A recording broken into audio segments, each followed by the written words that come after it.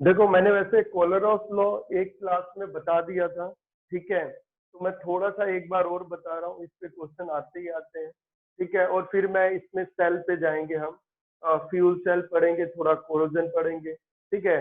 अब छोटी मोटी चीजें रह गई, थ्योरी की चीजें ही। पहले कोलरॉस लॉ ही मैं एक बार फिर से बता देता हूँ। कोलरॉस लॉ कहता क्या है और उसको हम अप्लाई कैसे करते हैं। दो तीन क्वेश्चन एनसीईआरटी में वही रिपीट होके आते हैं। तो पहले कोलरॉस लॉ को समझते हैं क्या कहता है। देखो, दो तरीके के इलेक्ट्रोलाइट होते हैं। एक होता है strong electrolyte, strong electrolyte, electrolyte. तो एक आपका स्ट्रॉन्ग इलेक्ट्रोलाइट होता है और एक आपका वीक इलेक्ट्रोलाइट होता है, वीक इलेक्ट्रोलाइट। स्ट्रॉन्ग इलेक्ट्रोलाइट और वीक इलेक्ट्रोलाइट दो तरीके के इलेक्ट्रोलाइट होते हैं, ठीक है। स्ट्रॉन्ग इलेक्ट्रोलाइट में देखो, स्ट्रॉन्ग इलेक्ट्रोलाइट में कोई एसिड भी हो सकता है, कोई बेस भी हो सकता है, कोई सॉल्ट भी हो सकता है, कुछ भी हो सकता है। एसिड भी इलेक्ट्रोलाइट ही में आता है, बेस भी और सॉल्ट भी। एसिड में आप HCl ले सकते हो, नाइट्रिक एसिड ले सकते हो, ये स्ट्रॉन्ग इलेक्ट्रोलाइट में आ जाते हैं। बेस में सोडियम हाइड्रोक्साइड, पोटेशियम हाइड्रोक्साइड, ये भी स्ट्रॉन्ग इलेक्ट्रोलाइट होते हैं। सॉल्ट में sodium chloride, potassium chloride, sodium sulphate, ये सारे क्या है, स्ट्रॉन्ग इलेक्ट्रोलाइट में आते हैं। तो देखो, स्ट्रॉन्ग इलेक्ट्रोलाइट की बात हो रही है, तो स्ट्रॉन्ग इलेक्ट्रोलाइट में एसिड भी आ सकते हैं, बेस भी आ सकते हैं और सॉल्ट भी। इलेक्ट्रोलाइट में सब आते हैं, एसिड, बेस और सॉल्ट तीनों आते हैं, acid, base and salt. Acid में बहुत सारे एसिड हैं, तो आप देखो बहुत सारे एसिड है, जो मिनरल एसिड आपके स्ट्रॉन्ग ही होते हैं अधिकतर। तो क्या है, हाइड्रोक्लोरिक एसिड है, नाइट्रिक एसिड है, ये स्ट्रॉन्ग इलेक्ट्रोलाइट हो गए, ये स्ट्रॉन्ग इलेक्ट्रोलाइट है। ऐसे ही बेस में देख लेते हैं, सोडियम हाइड्रोक्साइड हो गया, पोटेशियम हाइड्रोक्साइड हो गया, ये भी क्या हो गया, ये स्ट्रॉन्ग इलेक्ट्रोलाइट है, ये बेस हो गए। Sodium chloride, potassium chloride, sodium sulphate, potassium sulphate, ये स्ट्रॉन्ग इलेक्ट्रोलाइट सॉल्ट में हो गए। किसमें हो गए, सॉल्ट में। तो ये स्ट्रॉन्ग इलेक्ट्रोलाइट होते हैं। और जो वीक इलेक्ट्रोलाइट होते हैं, जो वीक इलेक्ट्रोलाइट होते हैं वो कौन कौन से हैं। तो वीक इलेक्ट्रोलाइट में भी तीन चीजें हो सकती हैं, वीक इलेक्ट्रोलाइट में भी। तो वीक इलेक्ट्रोलाइट में आप देखो, आपका एसिड हो सकता है, आपका कोई बेस हो सकता है, आपका कोई सॉल्ट हो सकता है, ठीक है। ज्यादातर एसिड बेस का ही देख लेते हैं। तो एसिड और बेस की अगर हम बात करें, तो एसिड में जितने भी ऑर्गेनिक एसिड होते हैं वीक एसिड होते हैं। क्या होते हैं, वीक इलेक्ट्रोलाइट होते हैं। जैसे आपका बेंजोइक एसिड C6H5COOH, ये बेंजोइक एसिड है, तो ये आपका वीक एसिड होता है। और ऐसे ही इथेनोइक एसिड यानी एसिटिक एसिड, ये भी वीक एसिड है। तो वीक एसिड में देखते हैं, इलेक्ट्रोलाइट आपका एसिड, बेस या सॉल्ट हो सकता है। इलेक्ट्रोलाइट क्या हो सकता है, एसिड, बेस या सॉल्ट। तो एसिड में बेंजोइक एसिड आपका वीक इलेक्ट्रोलाइट है, एसिटिक एसिड आपका क्या है, वीक इलेक्ट्रोलाइट है। बेस में अगर हम देखें तो अमोनियम हाइड्रोक्साइड आपका क्या है, वीक इलेक्ट्रोलाइट है। तो ऐसे बहुत सारे वीक इलेक्ट्रोलाइट भी होते हैं, ठीक है। इसमें समझते हैं कोलरास लॉ क्या कहता है। देखो, एक होता है लिमिटिंग मोलर कंडक्टिविटी, एक होता है molar conductivity. Molar conductivity, conductivity. तो मोलर कंडक्टिविटी की बात करते हैं, किसकी बात करते हैं, मोलर कंडक्टिविटी की बात करते हैं। तो जो मोलर कंडक्टिविटी होती है उसको हम जो डिनोट करते हैं, मोलर कंडक्टिविटी, एक थी कंडक्टिविटी, कंडक्टिविटी, एक है मोलर कंडक्टिविटी, और एक है limiting molar conductivity. Limiting molar conductivity, limiting molar conductivity एक है हमारी। तो हम कंडक्टिविटी को समझते हैं, कंडक्टिविटी। तो कंडक्टिविटी को फिजिक्स में हम सिग्मा से डिनोट करते थे, किससे डिनोट करते थे, सिग्मा से डिनोट करते थे। केमिस्ट्री में सॉल्यूशन की कंडक्टिविटी को हम सिग्मा से नहीं डिनोट करके कापा से डिनोट करते थे, स्मॉल के टाइप बनता था, कापा से डिनोट करते थे। मोलर कंडक्टिविटी जो होती थी हम उसको किससे डिनोट करते थे, लैम्डा भी दो तरीके का, ये भी लैम्डा ही है और ये भी लैम्डा ही है, ठीक है। तो दोनों को ही लैम्डा बोलते हैं, ठीक है। तो मोलर कंडक्टिविटी को हम इस लैम्डा से डिनोट करते हैं, ठीक है, इस लैम्डा से हम डिनोट करते हैं, ठीक है। तो ये लैम्डा है और मोलर कंडक्टिविटी है, तो लैम्डा एम बोलते थे, क्या बोलते थे, लैम्डा एम बोलते थे। लिमिटिंग मोलर कंडक्टिविटी क्या होती है, लिमिटिंग मोलर कंडक्टिविटी क्या होती है। तो लिमिटिंग मोलर कंडक्टिविटी होती है किसी भी इलेक्ट्रोलाइट की कंडक्टिविटी इनफाइनाइट डाइल्यूशन पे, किसी भी इलेक्ट्रोलाइट की कंडक्टिविटी इनफाइनाइट डाइल्यूशन पे। इनफाइनाइट डाइल्यूशन का मतलब ये समझो कि मान लो 1000 लीटर का कोई कंटेनर है, उसमें 1000 लीटर मान लो वाटर है, और उसमें आप क्या करो, 1-2 ग्राम कोई इलेक्ट्रोलाइट डाल दो, 1-2 ग्राम या 1-2 मिलीग्राम आपने इलेक्ट्रोलाइट डाल दिया और उसको डिजोल्व कर दो बढ़िया से, तो वो आपका क्या बहुत ही डाइल्यूट सॉल्यूशन हो गया, उसमें सॉल्यूट ना के बराबर होगा, नेग्लेजिबल होगा और सॉल्वेंट बहुत ज्यादा होगा, तो उसे क्या बोलेंगे हम, लिमिटिंग मोलर कंडक्टिविटी। तो उसकी जो कंडक्टिविटी आएगी उसे बोलते हैं molar conductivity at infinite dilution.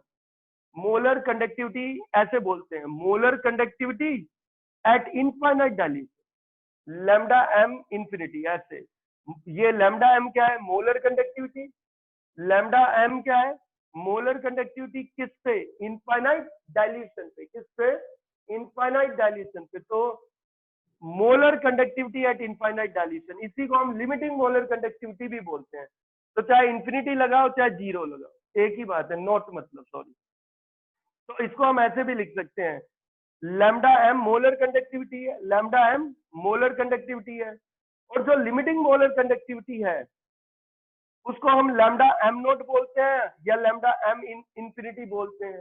तो इसे आप कुछ भी बोल सकते हो। लैम्डा नोट इसलिए बोल देते हैं क्योंकि सॉल्यूट की जो कंसंट्रेशन है ऑलमोस्ट जीरो है और सॉल्वेंट की कंसंट्रेशन बहुत ही ज्यादा है, तो लैम्डा इंफिनिटी, कुछ भी जैसे भी सिंबल से रिप्रेजेंट कर दो। अलग अलग बुक में अलग अलग तरीके से रिप्रेजेंट करते हैं। एनसीईआरटी में हमने किससे रिप्रेजेंट कर रखा है, लैम्डा नोट से, और कई बाहर की बुक में किसने, लैम्डा इंफिनिटी। इसे बोलते हैं लिमिटिंग मोलर कंडक्टिविटी, या बोलते हैं molar conductivity at infinite dilution, molar conductivity at infinite dilution. तो इसे हम लिमिटिंग मोलर कंडक्टिविटी बोलते हैं या बोलते हैं molar conductivity at infinite dilution. ये होता है इनफाइनाइट डाइल्यूशन का मतलब हो गया जब सॉल्वेंट बहुत ज्यादा हो, सॉल्यूट बहुत कम, ना के बराबर। अब देखो दिक्कत क्या आती है वो समझते हैं, दिक्कत को समझते हैं हम। एक मिनट,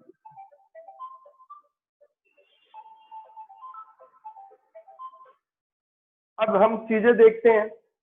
आपको मैंने पहले ही बताया है, जो मोलर कंडक्टिविटी होती थी, मोलर कंडक्टिविटी जो होती थी वो होती थी कंडक्टिविटी कापा अपॉन में कंसंट्रेशन ऑफ सॉल्यूशन, यही तो होता था।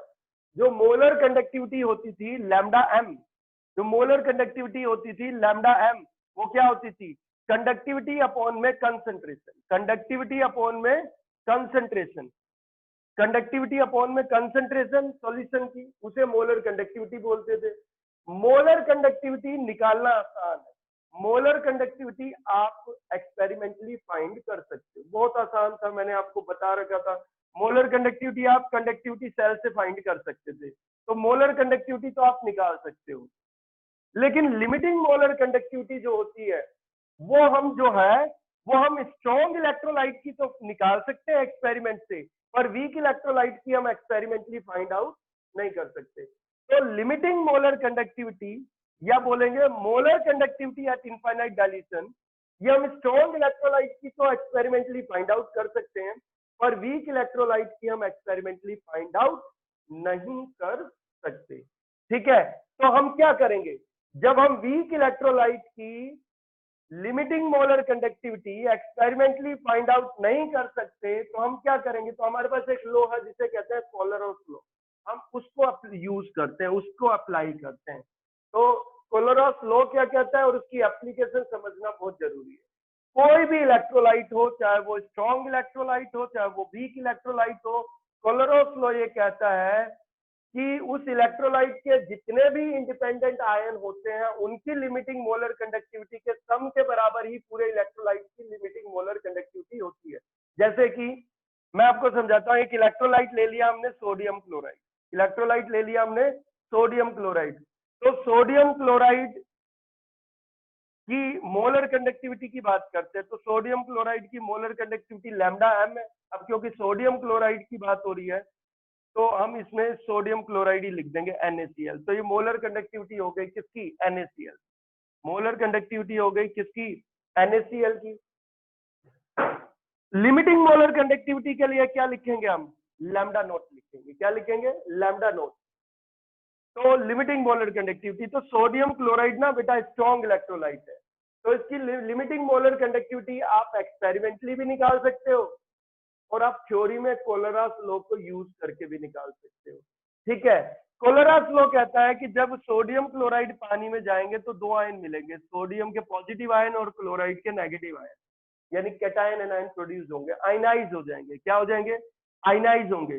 तो सोडियम क्लोराइड की जो लिमिटिंग मोलर कंडक्टिविटी होगी वो उनके इंडिपेंडेंट आयन, वो उनके इंडिपेंडेंट आयंस की लिमिटिंग मोलर कंडक्टिविटी के बराबर होगी। इनके दो इंडिपेंडेंट आयंस है, दो आयंस है, उनकी लिमिटिंग मोलर कंडक्टिविटी के सम के बराबर होगी। तो यानी molar conductivity of sodium ion, उसकी भी कौन सी? Limiting molar conductivity of sodium ion plus limiting molar conductivity of chloride ion, यानी limiting molar conductivity of sodium ion plus limiting molar conductivity of chloride ion किसके बराबर है? Limiting molar conductivity of sodium chloride. Kohlrausch law कहता है कि किसी भी electrolyte की जो लिमिटिंग मोलर कंडक्टिविटी होती है वो उनके इंडिपेंडेंट आयंस की लिमिटिंग मोलर कंडक्टिविटी के सम के बराबर होती है, ये कहता है। यानी limiting molar conductivity of sodium chloride किसके बराबर होगी? Limiting molar conductivity of sodium ion plus limiting molar conductivity of chloride ion. अब आयन की जो लिमिटिंग मोलर कंडक्टिविटी होती है उसके लिए हम ये वाला लैम्डा यूज नहीं करते, आयंस की लिमिटिंग मोलर कंडक्टिविटी के लिए हम ये वाला लैम्डा यूज करते हैं। तो हम ये लैम्डा यूज नहीं करेंगे, हम ये वाला लैम्डा यूज कर लेंगे हम। ठीक है, यानी जो सोडियम क्लोराइड की जो लिमिटिंग मोलर कंडक्टिविटी है वो बराबर है किसके? Limiting molar conductivity of sodium ion plus limiting molar conductivity of chloride ion, limiting molar conductivity of chloride ion. तो स्ट्रॉन्ग इलेक्ट्रोलाइट की तो लिमिटिंग मोलर कंडक्टिविटी वैसे भी निकाली जा सकती है, एक्सपेरिमेंटली भी निकाली जा सकती है। ठीक है, और थ्योरी में कोलरास लॉ की मदद से भी निकाली जा सकती है। पर वीक इलेक्ट्रोलाइट के साथ ऐसा नहीं हो सकता। मान लो आपके पास कोई वीक इलेक्ट्रोलाइट है, मान लिया आपके पास अमोनियम हाइड्रोक्साइड है। क्या है? अमोनियम हाइड्रोक्साइड एक बेस है। कैसा बेस है? वीक बेस है, वीक इलेक्ट्रोलाइट है। तो अमोनियम हाइड्रोक्साइड जब टूटेगा तो वो क्या देगा बेटा? अमोनियम आयन देगा और हाइड्रोक्साइड आयन देगा। क्या देगा? अमोनियम आयन देगा और क्या देगा? हाइड्रोक्साइड आयन देगा। तो अमोनियम आयन देगा और हाइड्रोक्साइड आयन देगा। देख लेते हैं। तो अब अगर हम देखें इसकी लिमिटिंग मोलर कंडक्टिविटी कितनी होगी कोलरास लॉ के हिसाब से। अब देखो, जो वीक इलेक्ट्रोलाइट होता है उसकी जो लिमिटिंग मोलर कंडक्टिविटी निकालनी होती है वो आप एक्सपेरिमेंटली फाइंड नहीं कर सकते। वीक इलेक्ट्रोलाइट की लिमिटिंग मोलर कंडक्टिविटी आप एक्सपेरिमेंटली फाइंड आउट नहीं कर सकते, एक्सपेरिमेंट से निकल ही नहीं सकती। तो हम कैसे निकालते हैं वीक इलेक्ट्रोलाइट की लिमिटिंग मोलर कंडक्टिविटी? हम कोलरास लॉ से ही निकालेंगे। यानी क्या होगा बेटा? थ्योरेटिकली ही निकालेंगे हम प्रैक्टिकली निकाल नहीं सकते, एक्सपेरिमेंट से फाइंड आउट नहीं कर सकते।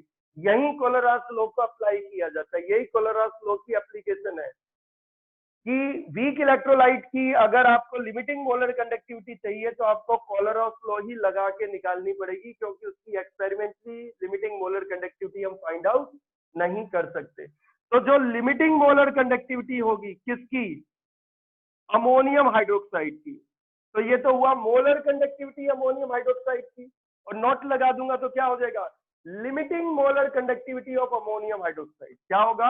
Limiting molar conductivity of ammonium hydroxide किसके बराबर होगा? ये limiting molar conductivity of ammonium ion plus limiting molar conductivity of hydroxide ion.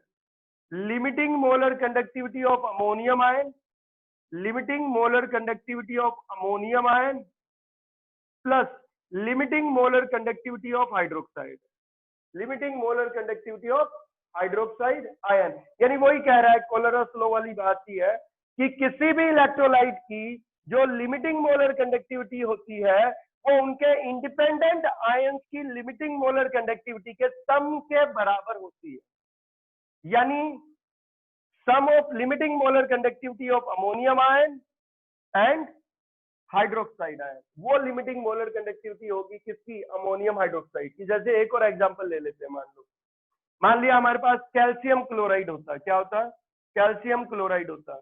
तो कैल्शियम क्लोराइड टूटेगा, डिसोसिएट करेगा, आयनाइज करेगा, कैल्शियम 2+ आयन में बदलेगा, और एक क्लोराइड आयन और एक और क्लोराइड आयन। कितने क्लोराइड आयन मिले भाई, 2 क्लोराइड आयन मिले। तो अगर इसकी लिमिटिंग मोलर कंडक्टिविटी देखेंगे तो जो लिमिटिंग मोलर कंडक्टिविटी होगी किसकी, कैल्शियम क्लोराइड की, जो लिमिटिंग मोलर कंडक्टिविटी होगी किसकी, कैल्शियम क्लोराइड की, वो कितनी होगी, वो होगी limiting molar conductivity of calcium ion plus limiting molar conductivity of chloride ion plus limiting molar conductivity of chloride ion.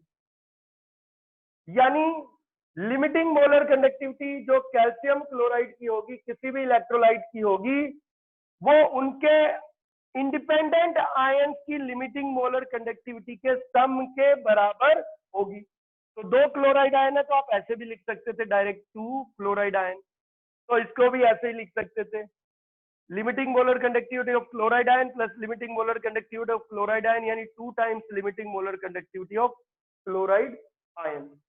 अब इसको एप्लीकेशन बहुत इंपॉर्टेंट है कोलोरस लॉ की, तो एप्लीकेशन में 2 ही आते हैं ज्यादातर, मैं दोनों जल्दी से बता दे रहा हूँ। देखो वो करेंगे क्या, वो आपको 3 या 4 स्ट्रॉन्ग इलेक्ट्रोलाइट की लिमिटिंग मोलर कंडक्टिविटी का डाटा दे देंगे, और वो किसी वीक इलेक्ट्रोलाइट की लिमिटिंग मोलर कंडक्टिविटी आपसे पूछ लेंगे। जैसे एक एग्जांपल लेते हैं, तो एग्जांपल में देखो CH3COONA, इसे कहते हैं सोडियम एसीटेट। क्या बोलते हैं, सोडियम एसीटेट। बुक में ऐसे लिख देते हैं वो लोग ACNA। ACNA मतलब मैं आपको समझाता हूं, जो एसिटिक एसिड होता है ये जब वाटर में जाता है तो आयनाइज करता है और एसीटेट आयन और H आयन में बदलता है। एसीटेट आयन को शॉर्ट में लिखने के लिए हम AC नेगेटिव भी लिख देते हैं। कैसे लिख देते हैं, AC नेगेटिव भी लिख देते हैं। तो अगर ये सोडियम एसीटेट होगा तो हम इसको क्या लिख सकते हैं, ACNA भी लिख सकते हैं, ठीक है, यानी सोडियम एसीटेट, सोडियम एसीटेट। तो इस तरीके से लिखा है, लेकिन आप ऐसे ही, तो सोडियम एसीटेट है कि स्ट्रॉन्ग इलेक्ट्रोलाइट है, कैसा इलेक्ट्रोलाइट है, स्ट्रॉन्ग इलेक्ट्रोलाइट है। किसकी मोलर कंडक्टिविटी आपको दी होगी, लिमिटिंग मोलर कंडक्टिविटी आपको दी होगी।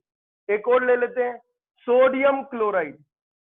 सोडियम क्लोराइड भी आपका स्ट्रॉन्ग इलेक्ट्रोलाइट है, तो इसकी भी लिमिटिंग मोलर कंडक्टिविटी आपको दे देंगे वो। हाइड्रोक्लोरिक एसिड HCl, ये भी स्ट्रॉन्ग इलेक्ट्रोलाइट है, इसकी भी लिमिटिंग मोलर कंडक्टिविटी आपको दे देंगे। 3 चीजें हैं, सोडियम एसीटेट, सोडियम क्लोराइड और हाइड्रोजन क्लोराइड, तीनों ही स्ट्रॉन्ग इलेक्ट्रोलाइट है। तो तीनों की लिमिटिंग मोलर कंडक्टिविटी आप एक्सपेरिमेंटली फाइंड आउट कर सकते हो, पर आपको करनी नहीं है, वो एनसीईआरटी वाले या बोर्ड वाले आपको डाटा दे देंगे लिमिटिंग मोलर कंडक्टिविटी का, और वो पूछ लेंगे, कहेंगे कि एसिटिक एसिड जो होता है ना, ये CH3COOH, ये कैसा इलेक्ट्रोलाइट है भाई, ये वीक इलेक्ट्रोलाइट है। कहता है ये वीक इलेक्ट्रोलाइट है, तो इस वीक इलेक्ट्रोलाइट की लिमिटिंग मोलर कंडक्टिविटी आप फाइंड आउट करो। इस वीक इलेक्ट्रोलाइट की लिमिटिंग मोलर कंडक्टिविटी आप फाइंड आउट करो, तो बड़ा आसान होता है। इसकी लिमिटिंग मोलर कंडक्टिविटी हमें चाहिए किसकी, एसिटिक एसिड की, जो कि वीक इलेक्ट्रोलाइट है, और इन 3 स्ट्रॉन्ग इलेक्ट्रोलाइट की लिमिटिंग मोलर कंडक्टिविटी वो दे देते हैं, ठीक है। तो आप देखो कैसे होता है, इनको देखते हैं बेटा। ये आपका है, ये सोडियम एसीटेट है, सोडियम एसीटेट डिसोसिएट करेगा, सोडियम एसीटेट किसमें बदलेगा, एसीटेट आयन देगा, एक इंडिपेंडेंट आयन एसीटेट आयन होगा और एक कौन सा होगा, सोडियम आयन होगा। तो 2 आयन वो डिसोसिएशन के बाद 2 आयंस में कन्वर्ट हो जाएगा, आयनाइज होकर 2 आयन बनाएगा, एसीटेट आयन और सोडियम आयन। तो देखो इसमें क्या होगा, limiting molar conductivity of acetic acid, limiting molar conductivity of acetic acid किसके बराबर होगा, limiting molar conductivity of acetate ion plus limiting molar conductivity of sodium ion, limiting molar conductivity of sodium ion. वही कह रहे हैं ना, कोलोरास law क्या कहता है, किसी भी इलेक्ट्रोलाइट की जो लिमिटिंग मोलर कंडक्टिविटी होती है, यानी मोलर कंडक्टिविटी या इनफाइनाइट डाइल्यूशन, जिसे लैम्डा इंफिनिटी भी बोलते हैं, वो उनके इंडिपेंडेंट आयंस की जो लिमिटिंग मोलर कंडक्टिविटी होती है उनके सम के बराबर होती है। यानी limiting molar conductivity of acetate ion plus limiting molar conductivity of sodium ion के बराबर होगी। ऐसे हम एक और ले लेते हैं, अगर हम देखें दूसरा हमारा था सोडियम क्लोराइड। सोडियम क्लोराइड, तो सोडियम क्लोराइड में आपको पता है बेटा, सोडियम क्लोराइड में सोडियम क्लोराइड टूटेगा क्या बनाएगा, सोडियम आयन और क्लोराइड आयन बनाएगा। तो इसमें देखते हैं, इसमें क्या होगा, जो लिमिटिंग मोलर कंडक्टिविटी होगी सोडियम क्लोराइड की, जो लिमिटिंग मोलर कंडक्टिविटी होगी सोडियम क्लोराइड की, वो किसके बराबर होगी, limiting molar conductivity of sodium ion, limiting molar conductivity of sodium ion plus limiting molar conductivity of chloride ion, limiting molar conductivity of chloride ion. यानी फिर वही हमने कोलोरास लॉ लगा दिया। बेटा एक और हमने देखा, एक और अगर हम देखें तो तीसरा जो है वो क्या है आपका, वो देखते हैं। तीसरा जो था वो आपका आ जाता है hydrochloric acid HCl, hydrogen chloride. Hydrogen chloride टूटेगा किसमें, डिसोसिएट होगा H आयन और Cl नेगेटिव आयन। तो लिमिटिंग मोलर कंडक्टिविटी जो हाइड्रोजन क्लोराइड की होगी वो किसके बराबर होगी, वो होगी limiting molar conductivity of H ion plus limiting molar conductivity of chloride ion, ये होगा। ठीक है, अब उन्होंने पूछ क्या लिया आपसे, उन्होंने पूछा है, ये तो दिया होगा, उन्होंने पूछ लेंगे वो आपसे, वो कहेंगे limiting molar conductivity acetic acid की फाइंड करो, limiting molar conductivity acetic acid की फाइंड करो। किसकी फाइंड करो भाई, लिमिटिंग मोलर कंडक्टिविटी फाइंड करो, किसकी फाइंड करो, एसिटिक एसिड की क्या करो, फाइंड करो।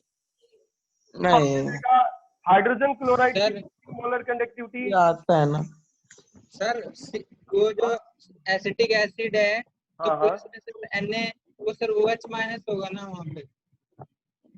नहीं बेटा, एसिड है ना, H आयन देता है ना एसिड।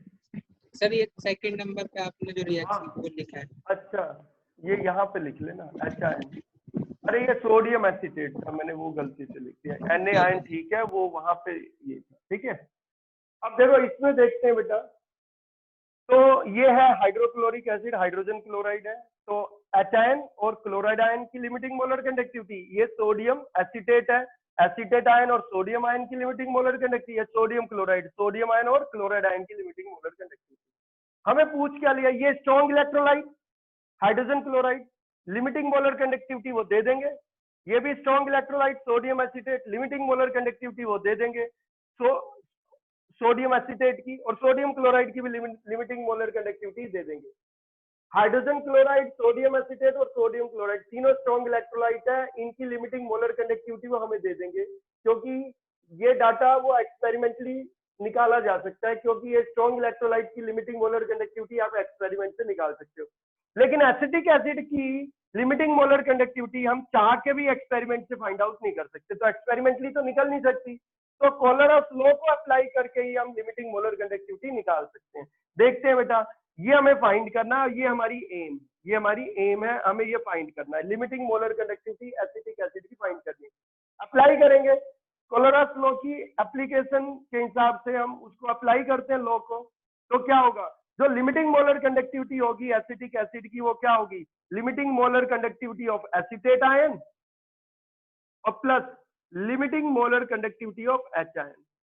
घबराने की बात नहीं है, एसीटेट आयन को AC नेगेटिव भी लिख देते हैं, नहीं समझे तो वो शॉर्ट फॉर्म है, तो कोई दिक्कत नहीं है।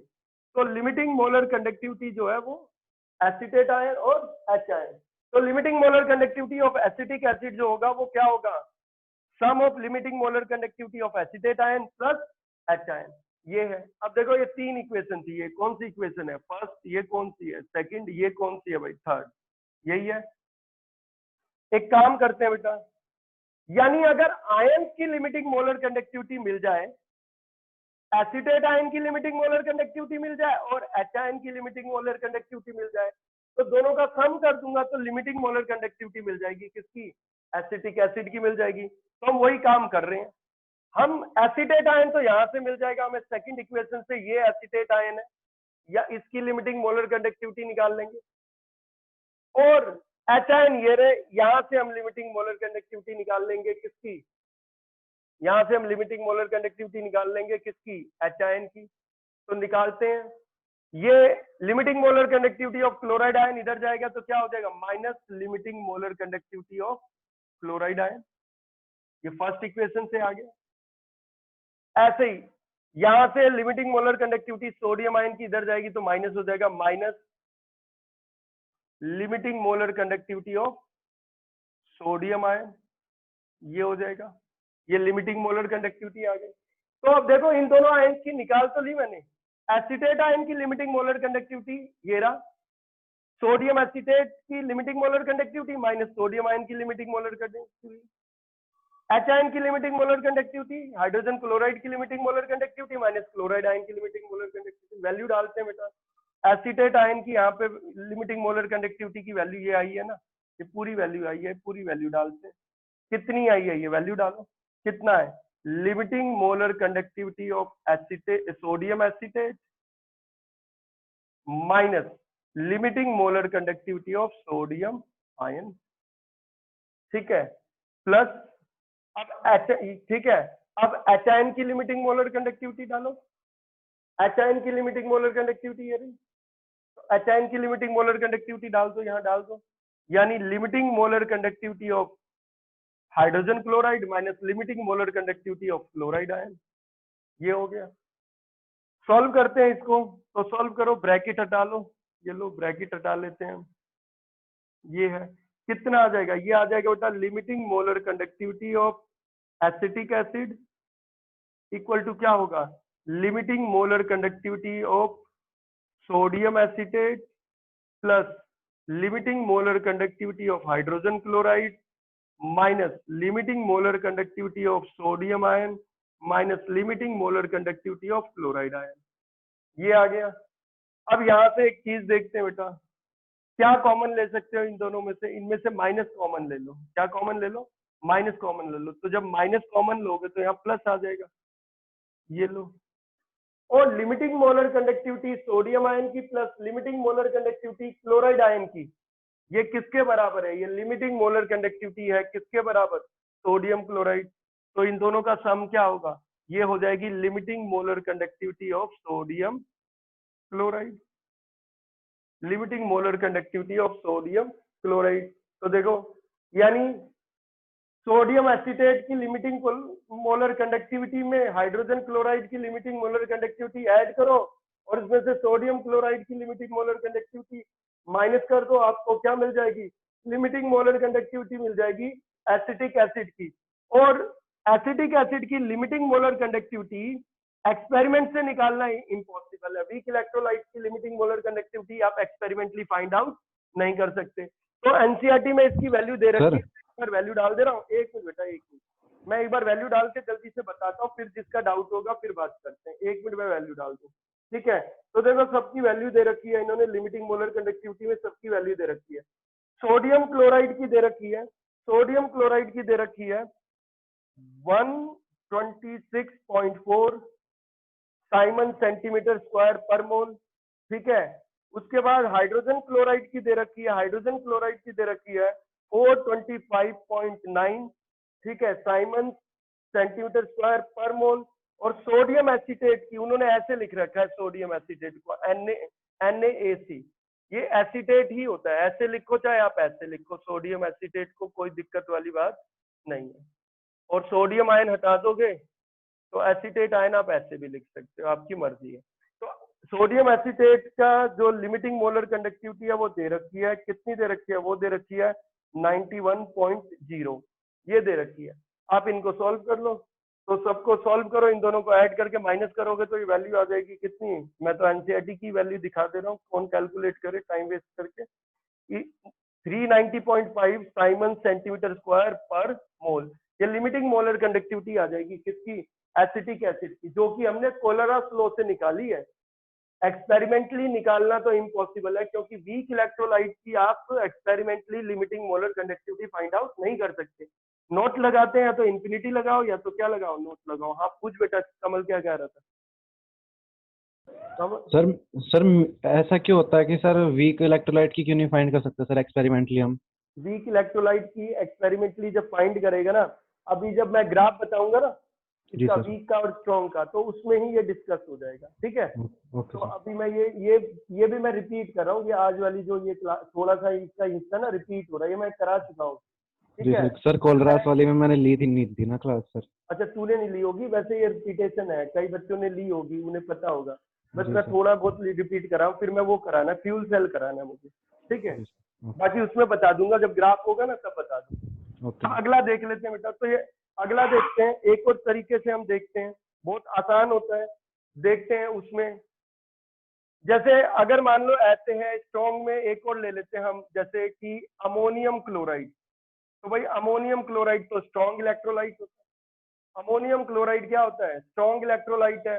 वो डिसोसिएट करेगा, किसमें बदलता है बेटा? अमोनियम आयन में और क्लोराइड आयन में। तो आप इसकी लिमिटिंग मोलर कंडक्टिविटी एक्सपेरिमेंट से निकाल सकते हो। तो हम एक्सपेरिमेंट से इसकी लिमिटिंग मोलर कंडक्टिविटी निकाल लेंगे।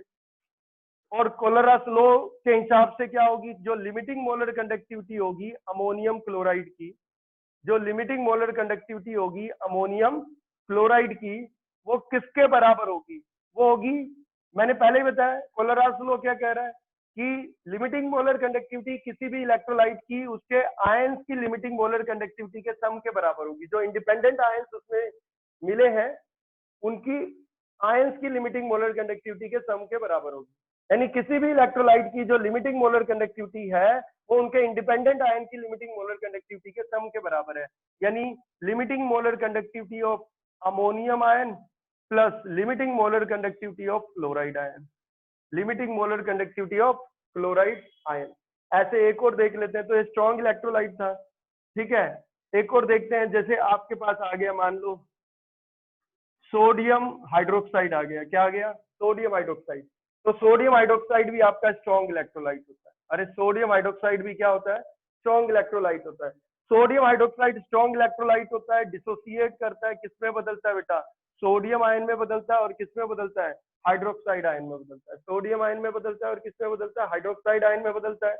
तो जो लिमिटिंग मोलर कंडक्टिविटी होगी सोडियम हाइड्रोक्साइड की, जो लिमिटिंग मोलर कंडक्टिविटी होगी सोडियम हाइड्रोक्साइड की, वो उनके आयंस की लिमिटिंग मोलर कंडक्टिविटी के सम के बराबर होगा। यानी limiting molar conductivity of sodium ion, ठीक है, plus limiting molar conductivity of hydroxide ion, limiting molar conductivity of hydroxide ion. ऐसे ही अगर एक और स्ट्रॉन्ग इलेक्ट्रोलाइट में ले लेते हैं, तो हमने ले लिया सोडियम क्लोराइड। क्या ले लिया? Sodium chloride. तो सोडियम क्लोराइड भी टूटता है, किसमें बदलता है बेटा? सोडियम आयन में बदलता है। और किसमें बदलता है? क्लोराइड आयन में बदलता है। सोडियम आयन में बदलता है और किसमें बदलता है? क्लोराइड आयन में बदलता है। तो इसकी लिमिटिंग मोलर कंडक्टिविटी अगर हमें निकालनी है तो हम निकाल सकते हैं। तो देखते हैं कैसे आएगा। तो जो लिमिटिंग मोलर कंडक्टिविटी होगी सोडियम क्लोराइड की, वो बराबर होगी किसके? लिमिटिंग मोलर कंडक्टिविटी किसकी? सोडियम आयन की, प्लस लिमिटिंग मोलर कंडक्टिविटी किसकी? क्लोराइड आयन की। यही है। तो देखो ये स्ट्रॉन्ग इलेक्ट्रोलाइट थे। Ammonium chloride strong electrolyte, sodium hydroxide strong electrolyte, sodium chloride strong electrolyte. इनकी लिमिटिंग मोलर कंडक्टिविटी आप एक्सपेरिमेंटली निकाल सकते हो। अब लेते हैं एक वीक इलेक्ट्रोलाइट। मान लो हमारे पास एक वीक इलेक्ट्रोलाइट है अमोनियम हाइड्रोक्साइड। अमोनियम हाइड्रोक्साइड एक वीक बेस होता है, वीक इलेक्ट्रोलाइट है।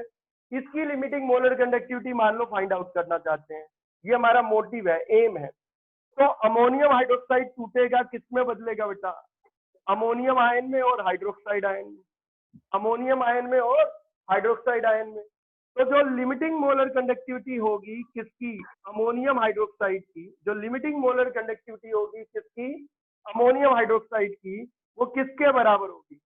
वो उनके इंडिपेंडेंट आयंस की लिमिटिंग मोलर कंडक्टिविटी के सम के बराबर होगी।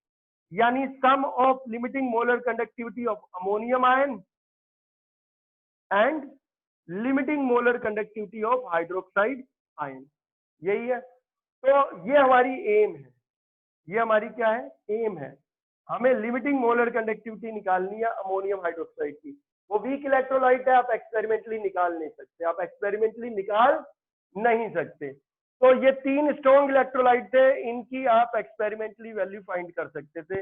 लिमिटिंग मोलर कंडक्टिविटी के लिए। तो देखो मुझे किस आयन की लिमिटिंग मोलर कंडक्टिविटी चाहिए? अमोनियम आयन की लिमिटिंग मोलर कंडक्टिविटी चाहिए।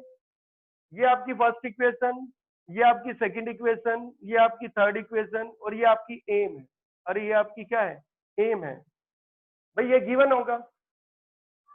यानी limiting molar conductivity ammonium chloride की गिवन होगी, सोडियम हाइड्रोक्साइड की गिवन होगी, सोडियम क्लोराइड की गिवन होगी। तो ये तीन तो गिवन है, तो ये तो इक्वेशन हो गई। और एम है अमोनियम हाइड्रोक्साइड की निकालना। तो देखो मुझे लिमिटिंग मोलर कंडक्टिविटी चाहिए अमोनियम आयन की, वो limiting molar conductivity ammonium ion की फर्स्ट इक्वेशन देगा। ये वैल्यू ये इधर ले जाते हैं, ये इधर जाएगा तो क्या हो जाएगा? ये इधर जाएगा तो minus limiting molar conductivity of chloride ion, minus limiting molar conductivity of chloride ion. ये फर्स्ट इक्वेशन है।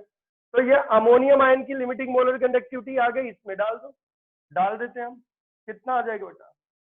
लिमिटिंग मोलर कंडक्टिविटी आ गई ammonium chloride minus limiting molar conductivity of chloride ion. ये आ गया, ये हमने इसमें वैल्यू डाल दी, ये वैल्यू हमने इसमें डाल दी। ठीक है, तो काम खत्म। अब हमें limiting molar conductivity hydroxide ion की भी चाहिए। तो लिमिटिंग मोलर कंडक्टिविटी जो आपको हाइड्रोक्साइड आयन की चाहिए वो देगी सेकंड इक्वेशन। सेकंड इक्वेशन में से limiting molar conductivity hydroxide ion की ले लो। कितना हो जाएगा? इसको इधर भेजोगे तो minus limiting molar conductivity of sodium ion, ये हो जाएगा। तो ये हाइड्रोक्साइड आयन की लिमिटिंग मोलर कंडक्टिविटी हो गई, ये वैल्यू डाल दो। तो हाइड्रोक्साइड आयन की लिमिटिंग मोलर कंडक्टिविटी की वैल्यू डाल देते हैं। कितना आ जाएगा? वो आ जाएगा limiting molar conductivity of sodium hydroxide minus limiting molar conductivity of sodium ion, minus limiting molar conductivity of sodium ion. ये डाल दी आपने वैल्यू, ये हो गया वैल्यू। अब एक काम करते हैं बेटा, अब इनको क्या है रीअरेंज कर लेते हैं, देखते हैं कैसे रीअरेंज करेंगे। तो रीअरेंज करने में देखो आगे पीछे लिख लेते हैं, तो यहाँ पे लिख देता हूं मैं। तो देखो क्या है, limiting molar conductivity of ammonium hydroxide, ठीक है, किसके बराबर है? ये बराबर है limiting molar conductivity of ammonium chloride, ये रहा plus limiting molar conductivity of sodium hydroxide, limiting molar conductivity of sodium hydroxide minus limiting molar conductivity of sodium ion, ये रहा, और minus limiting molar conductivity of chloride ion, ये आ गया। अब आपको इसमें से माइनस कॉमन ले लो, माइनस कॉमन ले लोगे तो कितना आ जाएगा बेटा? ये प्लस आ जाएगा। देखो limiting molar conductivity of sodium ion plus limiting molar conductivity of chloride ion किसके बराबर है? Limiting molar conductivity of sodium chloride. तो इसकी जगह क्या आ जाएगा? Minus limiting molar conductivity of sodium chloride. ठीक है, तो अब यानी क्या करना है आपको? ये एम आपकी पूरी हो जाएगी इससे, कि अगर आपके पास limiting molar conductivity ammonium chloride की है, सोडियम हाइड्रोक्साइड की है और सोडियम क्लोराइड की है, तो limiting molar conductivity ammonium chloride की plus limiting molar conductivity sodium hydroxide की माइनस लिमिटिंग मोलर कंडक्टिविटी किसकी? सोडियम क्लोराइड की, वो मिल जाएगी आपको। लिमिटिंग मोलर कंडक्टिविटी मिल जाएगी किसकी? अमोनियम हाइड्रोक्साइड की। तो इनकी वैल्यू दे देंगे, अमोनियम क्लोराइड की लिमिटिंग मोलर कंडक्टिविटी की वैल्यू दे देंगे, सोडियम हाइड्रोक्साइड की लिमिटिंग मोलर कंडक्टिविटी की वैल्यू दे देंगे और सोडियम क्लोराइड की दे देंगे। और किसकी पूछ लेंगे? वो आपसे अमोनियम हाइड्रोक्साइड की पूछ लेंगे। अगर आपको तब भी नहीं समझ आए तो आप डायरेक्ट भी कर सकते हो, बहुत आसान था। यहाँ से आप ऐसे भी समझ सकते थे, तो आप ऐसे भी समझ लो। जैसे कि अगर मान लो कुछ नहीं पता तो इतना लंबा नहीं करने की जरूरत है, तो आप थोड़ा शॉर्ट में भी कर सकते हो। जैसे limiting molar conductivity ammonium chloride, limiting molar conductivity sodium hydroxide और limiting molar conductivity sodium chloride, ये दे रखा है आपको, तीन दे रखा है, तीनों की लिमिटिंग मोलर कंडक्टिविटी दे रखी है। तो देखो अमोनियम आयन और हाइड्रोक्साइड आयन, दो आयन मिलेंगे ना, तो इन दो आयन की लिमिटिंग मोलर कंडक्टिविटी के सम के बराबर था इसका। तो अमोनियम आयन कौन देगा आपको? अमोनियम आयन ये देगा। तो इसकी लिमिटिंग मोलर कंडक्टिविटी लिख लो, यानी limiting molar conductivity of ammonium chloride, क्योंकि ये अमोनियम आयन दे रहा है ना, दे दिया, काम खत्म। हाइड्रोक्साइड आयन कौन देगा भाई? हाइड्रोक्साइड आयन ये देगा, ये हाइड्रोक्साइड आयन ये देगा। तो plus limiting molar conductivity of sodium hydroxide, plus limiting molar conductivity of sodium hydroxide, तो हाइड्रोक्साइड आयन की। लेकिन कौन से दो आयन एक्स्ट्रा आ गए? अमोनियम आयन चाहिए थे, अमोनियम आयन मिल गए, हाइड्रोक्साइड आयन चाहिए थे, हाइड्रोक्साइड आयन चाहिए, पर फालतू क्या आ गए? ये हाइड्रोक्साइड आयन के साथ साथ सोडियम आयन ले आया, और ये अमोनियम आयन के साथ साथ क्लोराइड आयन ले आया। तो क्या करेंगे, इसमें सोडियम आयन एक्स्ट्रा आ गए, इसमें क्लोराइड आयन एक्स्ट्रा आ गए, यानी दोनों को मिला के अगर हम देखें तो सोडियम क्लोराइड की कंडक्टिविटी एक्स्ट्रा आ गई, तो उसको माइनस कर दो, यानी minus limiting molar conductivity of sodium chloride, ताकि सोडियम आयन क्या करें, सोडियम आयन की कंडक्टिविटी खत्म कर दें, क्लोराइड आयन की कंडक्टिविटी खत्म कर, ये आपको लिमिटिंग मोलर कंडक्टिविटी मिल जाएगी किसकी? अमोनियम हाइड्रोक्साइड की। तो ये कोलरास लॉ था और ये उसकी एप्लीकेशन थी। एक क्वेश्चन और करा देता हूँ मैं एनसीईआरटी का, फिर मैं फ्यूल सेल कराता हूँ जल्दी से। फ्यूल सेल हमारा इसमें इंपॉर्टेंट है, फ्यूल सेल करेंगे हम, ठीक है। ये आपका दे रखा है, तो एग्जांपल नंबर 3.7 दे रखा है, वो कह रहे हैं कैल्शियम क्लोराइड की ना लिमिटिंग मोलर कंडक्टिविटी निकालो, कैल्शियम क्लोराइड की लिमिटिंग मोलर कंडक्टिविटी निकालो, ठीक है। हालांकि इन्होंने तो डाटा नहीं दे रखा, कोई बात नहीं। कैल्शियम टूटेगा किसमें टूटेगा बेटा? कैल्शियम आयन में, और chloride ion plus chloride ion. ऐसे लिखना है तो ऐसे लिख लो, chloride ion plus chloride ion, नहीं तो आप ऐसे लिख सकते हो 2 क्लोराइड आयन, जैसे भी लिखना है वैसे लिख लो। अभी ऐसे लिख लेते हैं, कोलरास लॉ लगाते हैं। वो क्या कहता है बेटा, जो लिमिटिंग मोलर कंडक्टिविटी होती है किसी भी इलेक्ट्रोलाइट की, चाहे वो स्ट्रॉन्ग हो चाहे वो वीक हो, वो उनके इंडिपेंडेंट जो आयंस होते हैं उनकी लिमिटिंग मोलर कंडक्टिविटी के सम के बराबर होती है, यानी sum of limiting molar conductivity of calcium ion plus sum of limiting molar conductivity of chloride ion plus limiting molar conductivity of chloride ion.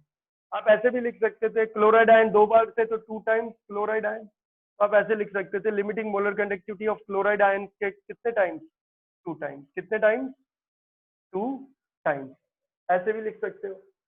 अब इसमें आप कोई बड़ी चीज नहीं है, लिमिटिंग मोलर कंडक्टिविटी आप कैल्शियम आयन की और क्लोराइड आयन की, अब ये तो एनसीईआरटी का है, तो एनसीईआरटी में तो टेबल में से देख लोगे, अगर बोर्ड में आएगा तो वहां पे तो वो डाटा देंगे, तो एनसीईआरटी में तो हम टेबल देख लेते हैं। तो कैल्शियम आयन की लिमिटिंग मोलर कंडक्टिविटी दे रखी है, कैल्शियम आयन की limiting molar conductivity 119 Simon centimetre square पर मोल दे रखी है, ये लिमिटिंग मोलर कंडक्टिविटी है। और क्लोराइड आयन की भी दे रखी है, क्लोराइड आयन की दे रखी है 76.3 साइमन सेंटीमीटर स्क्वायर पर मोल, ये लिमिटिंग मोलर कंडक्टिविटी दे रखी है। कोई दिक्कत नहीं, यहाँ पे वैल्यू डाल देंगे। कैल्शियम आयन की लिमिटिंग मोलर कंडक्टिविटी ये रही, कितनी आ जाएगी बेटा? ये 119, ठीक है। और यहाँ क्लोराइड आयन की लिमिटिंग मोलर कंडक्टिविटी डाल देंगे, तो आगे 2 है, आगे 2 है क्योंकि 2 क्लोराइड आयन है। तो यहाँ पे क्लोराइड आयन की लिमिटिंग मोलर कंडक्टिविटी डाल दो, कितनी आ जाएगी? 76.3, ये आ गया। ये दोनों डाटा वैसे बोर्ड में आएगा तो गिवन होगा, कितना हो जाएगा बताइए? तो ये हो जाएगा 152.6, 152.6 ये आ गया। तो ये 120 ये हो जाएगा 271.6, तो 271.6 साइमन सेंटीमीटर स्क्वायर पर मोल, ये लिमिटिंग मोलर कंडक्टिविटी आ जाएगी कैल्शियम क्लोराइड की। तो इस तरीके से आप निकाल सकते हो, किसी की भी लिमिटिंग मोलर कंडक्टिविटी निकाल सकते हो। तो कोलरास लॉ बड़ा इजी भी है, कभी ये डिफाइन करने को तो नहीं आता पर इसकी एप्लीकेशन आती है। अगला देखते हैं बेटा, सेल आते हैं हमारे पास। अब हम सेल पे आ जाते हैं। तो देखो सेल मैंने बताया था, इलेक्ट्रोकेमिकल सेल हमने पढ़े थे, और वो केमिकल एनर्जी को इलेक्ट्रिक एनर्जी में कन्वर्ट करते थे। अब सेल भी ना 3 कैटेगरी में हमने क्लासिफाई कर रखे हैं। एक होता है हमारा प्राइमरी सेल, जो नॉन रिचार्जेबल सेल होते हैं, जिनको एक बार आप यूज करो और जब वो क्या हो जाए, वीक हो जाए या खत्म हो जाए, तो आप उनको फेंक दो, ठीक है। दूसरे टाइप के सेल होते थे सेकेंडरी सेल, जो रिचार्जेबल सेल होते हैं, जिन्हें आप बार बार क्या कर सकते हो, चार्ज कर सकते हो, रिचार्ज कर सकते हो, ठीक है। जैसे आपका मोबाइल फोन है तो उसमें जो बैटरी लगी है बैटरी कुछ नहीं होती, कॉम्बिनेशन ऑफ सेल को ही बैटरी बोलते हैं, खूब सारे सेल की कॉम्बिनेशन को ही बैटरी बोलते हैं। तो मान लो मोबाइल फोन है, उसमें आप कह दो तो बैटरी लगी है, कह दो सेल लगा है, और वो कैसा सेल होता है, सेकेंडरी सेल होता है। आप उसको बार बार क्या कर सकते हो, रिचार्ज कर सकते हो। क्या कर सकते हो, बार बार रिचार्ज कर सकते हो। आप कार में देखो बड़ी सी बैटरी होती है, लेड स्टोरेज बैटरी बोलते हैं, ठीक है, लेड स्टोरेज बैटरी होती है। इन्वर्टर में भी बड़ी बैटरी होती है, लेड स्टोरेज बैटरी होती है। तो ये सब रिचार्जेबल सेल होते हैं, रिचार्जेबल बैटरी होती है। इनको दोबारा आप क्या कर सकते हो, नंबर ऑफ टाइम्स आप बार बार क्या कर सकते हो, आप इनको यूज कर सकते हो, रिचार्ज कर सकते हो, ठीक है। तो इनको थ्रो करने की जरूरत नहीं होती है, एक बार ये डिस्चार्ज हो जाएंगी तो दोबारा रिचार्ज हो जाएंगी। तीसरी कैटेगरी की होती है हमारी फ्यूल सेल। क्या होती है, फ्यूल सेल। फ्यूल सेल एक अलग स्पेशल टाइप का सेल होता है। फ्यूल सेल थोड़ा कॉस्टली होता है क्योंकि उसकी इलेक्ट्रोड्स महंगी होती है, यही इसकी डिसएडवांटेज है। और इसकी एक डिसएडवांटेज ये है कि भाई इसमें जो फ्यूल यूज करते हैं, अगर हम हाइड्रोजन यूज करेंगे तो हाइड्रोजन का स्टोरेज और ट्रांसपोर्टेशन इजी नहीं होता, ठीक है। तो हाइड्रोजन जो है बड़ी फास्ट कंबशन करती है, तो थोड़ा ये रिस्क फैक्टर होता है, यही डिसएडवांटेज है, बाकी तो सारी एडवांटेज है। सबसे पहली कैटेगरी मैं यही ले लेता हूँ, कौन सी, फ्यूल सेल। तो फ्यूल सेल आप समझो, फ्यूल सेल पहली कैटेगरी का सेल होता है, ठीक है, फ्यूल सेल। हम इसकी एडवांटेज भी पढ़ेंगे, इसकी डिसएडवांटेज भी पढ़ेंगे, फ्यूल सेल पढ़ेंगे, कैथोड पे क्या होता है, एनोड पे क्या आता है, ओवरऑल रिएक्शन।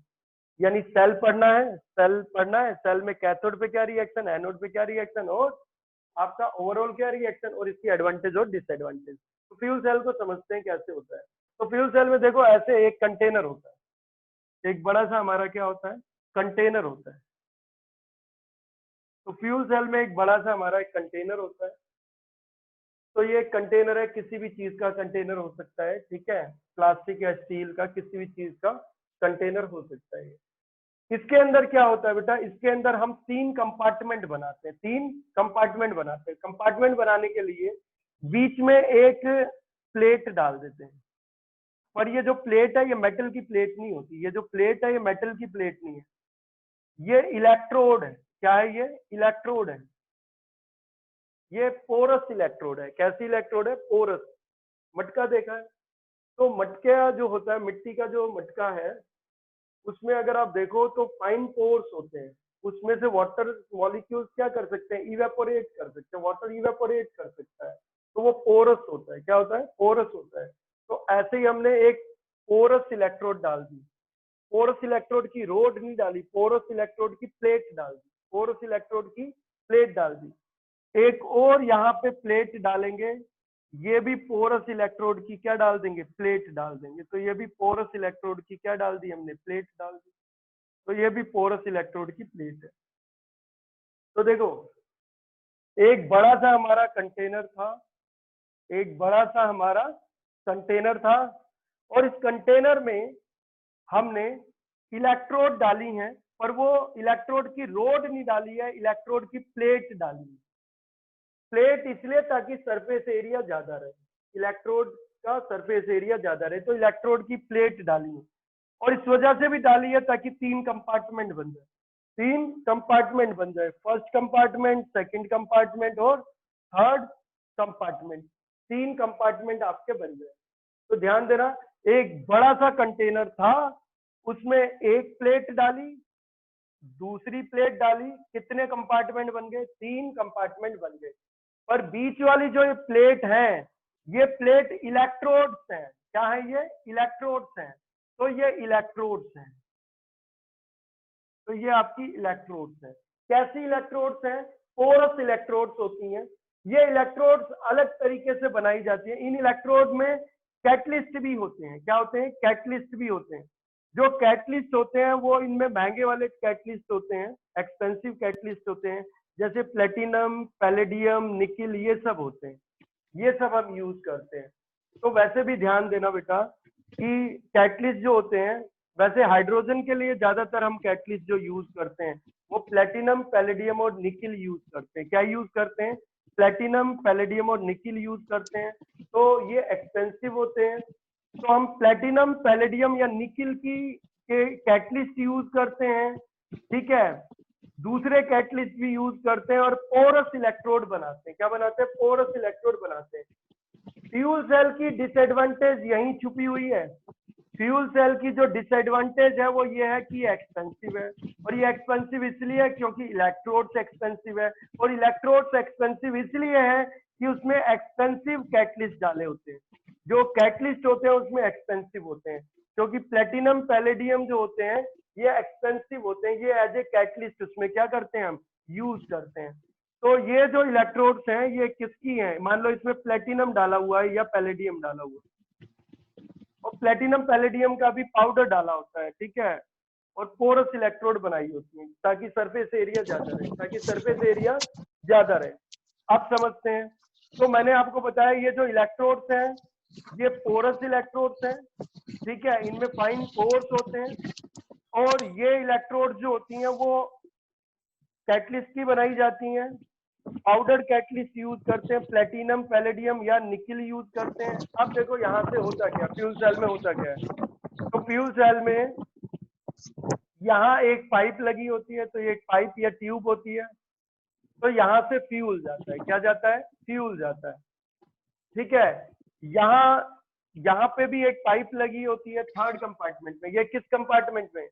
फर्स्ट कंपार्टमेंट में क्या जा रहा है बेटा? फर्स्ट कंपार्टमेंट में फ्यूल जा रहा है। जो फर्स्ट कंपार्टमेंट है उसमें क्या जा रहा है? फ्यूल जा रहा है। जो थर्ड कंपार्टमेंट है उसमें कोई ऑक्सीडाइजिंग एजेंट भेजते हैं, ज्यादातर हम ऑक्सीजन ले लेते हैं। क्या ले लेते हैं? ऑक्सीजन। तो थर्ड कंपार्टमेंट में से तो क्या, थर्ड कंपार्टमेंट में क्या जाएगी? ऑक्सीजन जाएगी। जो फ्यूल होता है वो बहुत सारा फ्यूल हो सकता है। फ्यूल कोई हाइड्रोकार्बन भी हो सकता है, जैसे मीथेन, इथेन, ये सब हो सकते हैं। हाइड्रोकार्बन ही हो सकता है, अमोनिया भी हो सकता है फ्यूल। पर जो सबसे बेस्ट है वो हाइड्रोजन यूज करते हैं। तो as a hydrogen fuel cell हमें पढ़ना है। हम हाइड्रोजन फ्यूल सेल पढ़ रहे हैं, फ्यूल सेल में भी किस टाइप का पढ़ रहे हैं? हाइड्रोजन फ्यूल सेल पढ़ रहे हैं। तो यहाँ से कौन सी गैस जाएगी? यहाँ से हाइड्रोजन गैस। यहाँ से कौन सी गैस होती है बेटा? यहाँ से oxygen gas, dioxygen gas है, ठीक है।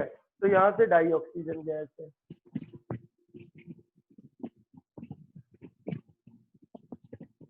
नरेंद्र अपना माइक बंद कर ले बेटा।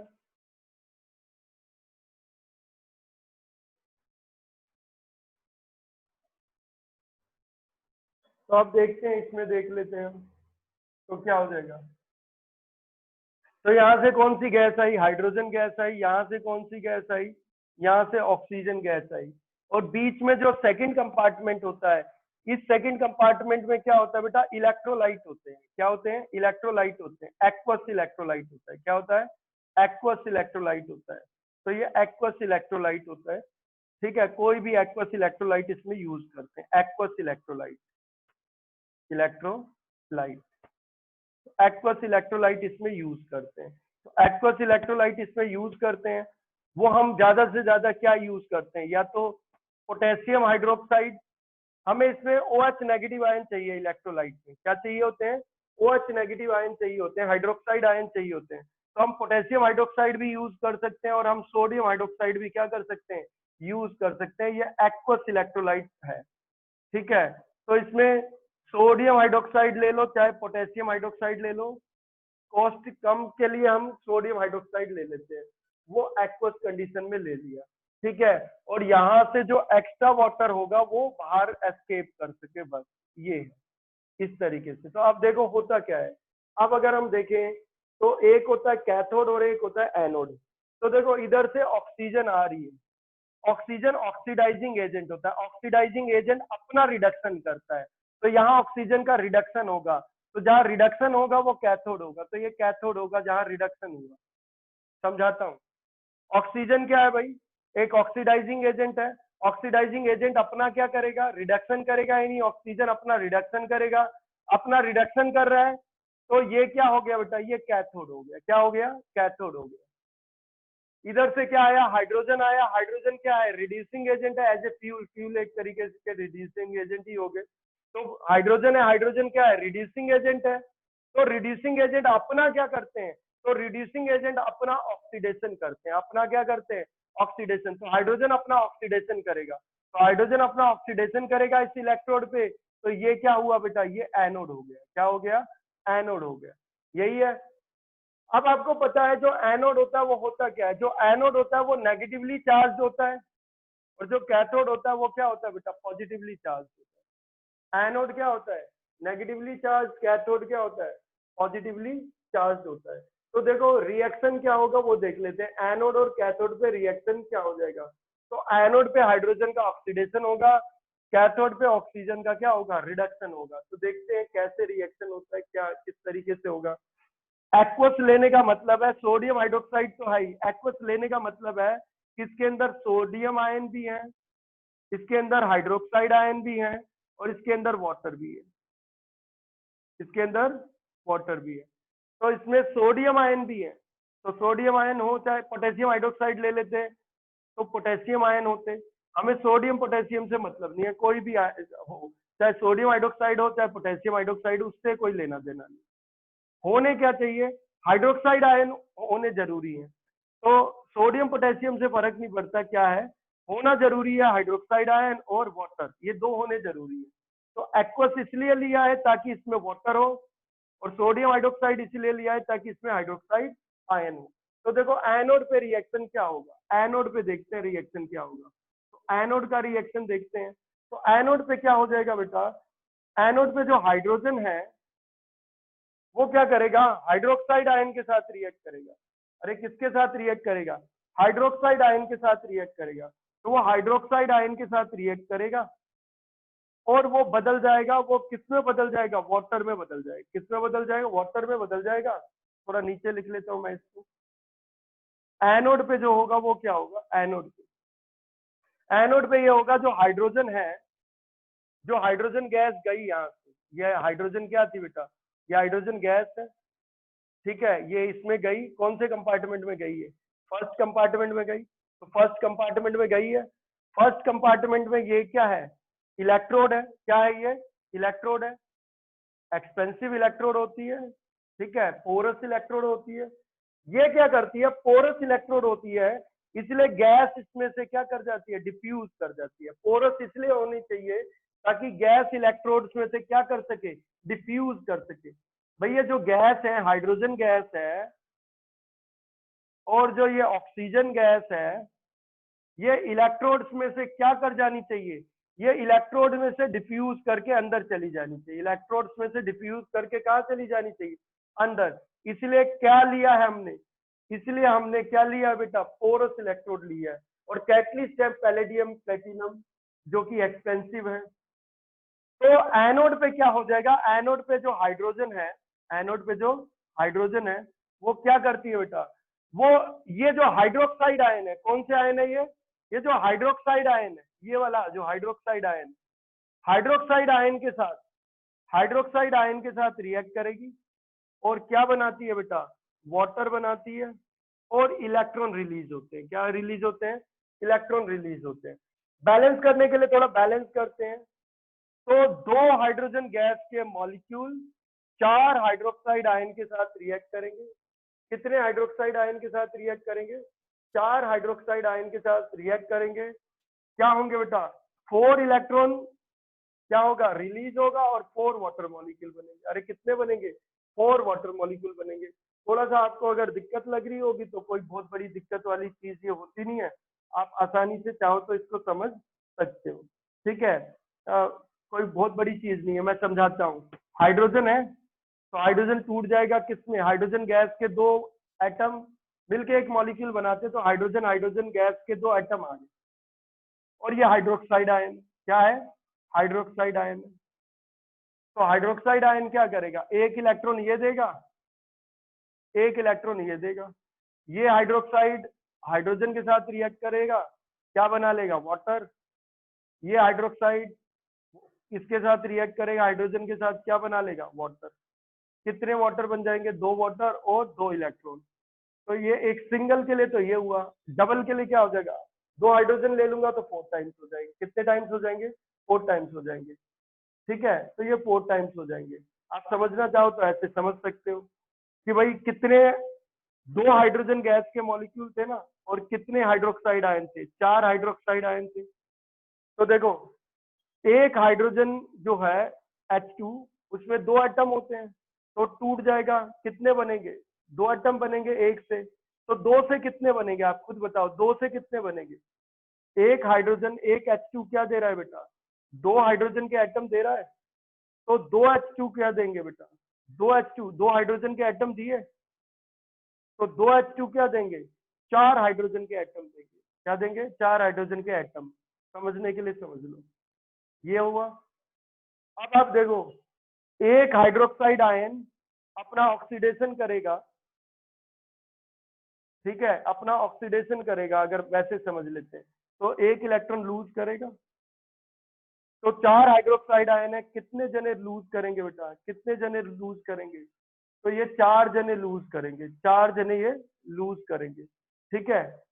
तो ध्यान देना बेटा, हाइड्रोजन जो होती है वो रिड्यूसिंग एजेंट होती है, और अपना क्या करेगा? रिड्यूसिंग एजेंट अपना ऑक्सीडेशन करता है। अपना क्या करता है? ऑक्सीडेशन करता है। तो ये क्या करेगा? कितने इलेक्ट्रॉन देगा? एक हाइड्रोक्साइड आयन एक इलेक्ट्रॉन देगा, तो 4 हाइड्रोक्साइड आयन क्या देंगे बेटा? 4 इलेक्ट्रॉन देंगे, तो 4 हाइड्रोक्साइड में बदल गया, ऐसे समझ लो। तो एक H और एक OH क्या मिलके बनाएंगे? वाटर। तो 4 H 4 OH क्या बनेंगे बेटा? 4 H2O, और 4 क्या? इलेक्ट्रॉन। ये है, ये हो गया एनोड पे रिएक्शन। किस पे रिएक्शन? एनोड पे रिएक्शन हो गया। कैथोड पे रिएक्शन देखते हैं, कैथोड पे रिएक्शन क्या होगा? कैथोड का रिएक्शन देख लेते हैं। तो कैथोड का भी रिएक्शन देख लेते हैं, थोड़ा इसको क्लोज लिख लेता हूँ जगह के लिए। तो 4H2O और प्लस 4 इलेक्ट्रॉन। सॉरी। अब आता है बेटा कैथोड की बात। तो कैथोड पे देखते हैं, कैथोड के लिए ये कैथोड है, तो कैथोड पे क्या है? ये ऑक्सीजन है। कैथोड पे क्या है? ये ऑक्सीजन है। तो कैथोड पे ये ऑक्सीजन है, तो ध्यान देना बेटा, वाटर में एक और चीज होगी, वाटर में H आयन भी होंगे और OH नेगेटिव आयन भी होंगे। तो यानी इसमें तो H आयन भी है, OH नेगेटिव आयन भी है। तो ऑक्सीजन क्या काम करेगा? ऑक्सीजन जो है वो क्या करेगा? वो 4 H आयन लेगा और 4 इलेक्ट्रॉन लेगा, 4 H आयन लेगा और 4 इलेक्ट्रॉन लेगा, और क्या बना लेगा बेटा? 2 वाटर मॉलिक्यूल बना लेगा। क्या बना लेगा? 2 वाटर मॉलिक्यूल बना लेगा। ऐसे समझ लो, एक H आयन एक इलेक्ट्रॉन लेगा तो हाइड्रोजन के एटम में बदल जाएगा। तो 4 H आयन है, 4 इलेक्ट्रॉन ले रहे हैं, तो 4 हाइड्रोजन एटम बन गए। 4 हाइड्रोजन एटम एक ऑक्सीजन के मॉलिक्यूल के साथ रिएक्ट करेंगे तो क्या बना लेंगे बेटा? 2 वाटर मॉलिक्यूल बना लेंगे। क्या बना लेंगे? 2 वाटर मॉलिक्यूल बना लेंगे। यही है। तो ये यानी ऑक्सीजन 4 H आयन और 4 इलेक्ट्रॉन ये मिल के क्या बना लेंगे? 2 वाटर मॉलिक्यूल।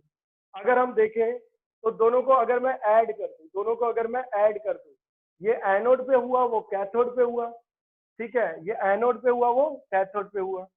अगर मैं दोनों को ऐड कर दूं, ओवरऑल रिएक्शन क्या हो जाएगा? तो ओवरऑल रिएक्शन क्या हो जाएगा? दोनों को ऐड करते रहे, तो LHS और RHS को ऐड करते हैं ऐड, क्या हो जाएगा बेटा?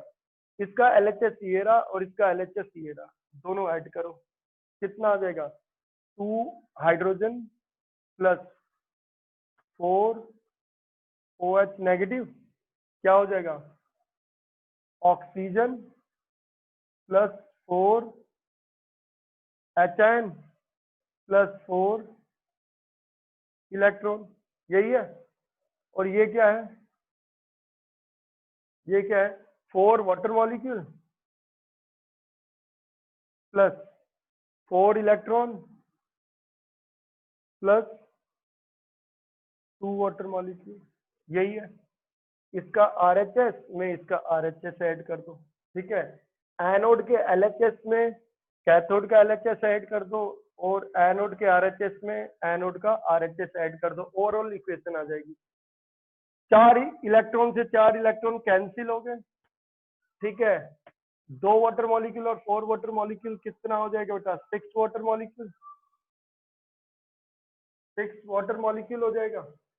आप खुद ही देखो, 4 H आयन और 4 OH नेगेटिव आयन क्या बना लेंगे बेटा? ये 4 वाटर मॉलिक्यूल, 4 वाटर मॉलिक्यूल बना लेंगे, और ये 4 वाटर मॉलिक्यूल उधर जाएंगे तो कितना रह जाएगा? 2 वाटर मॉलिक्यूल।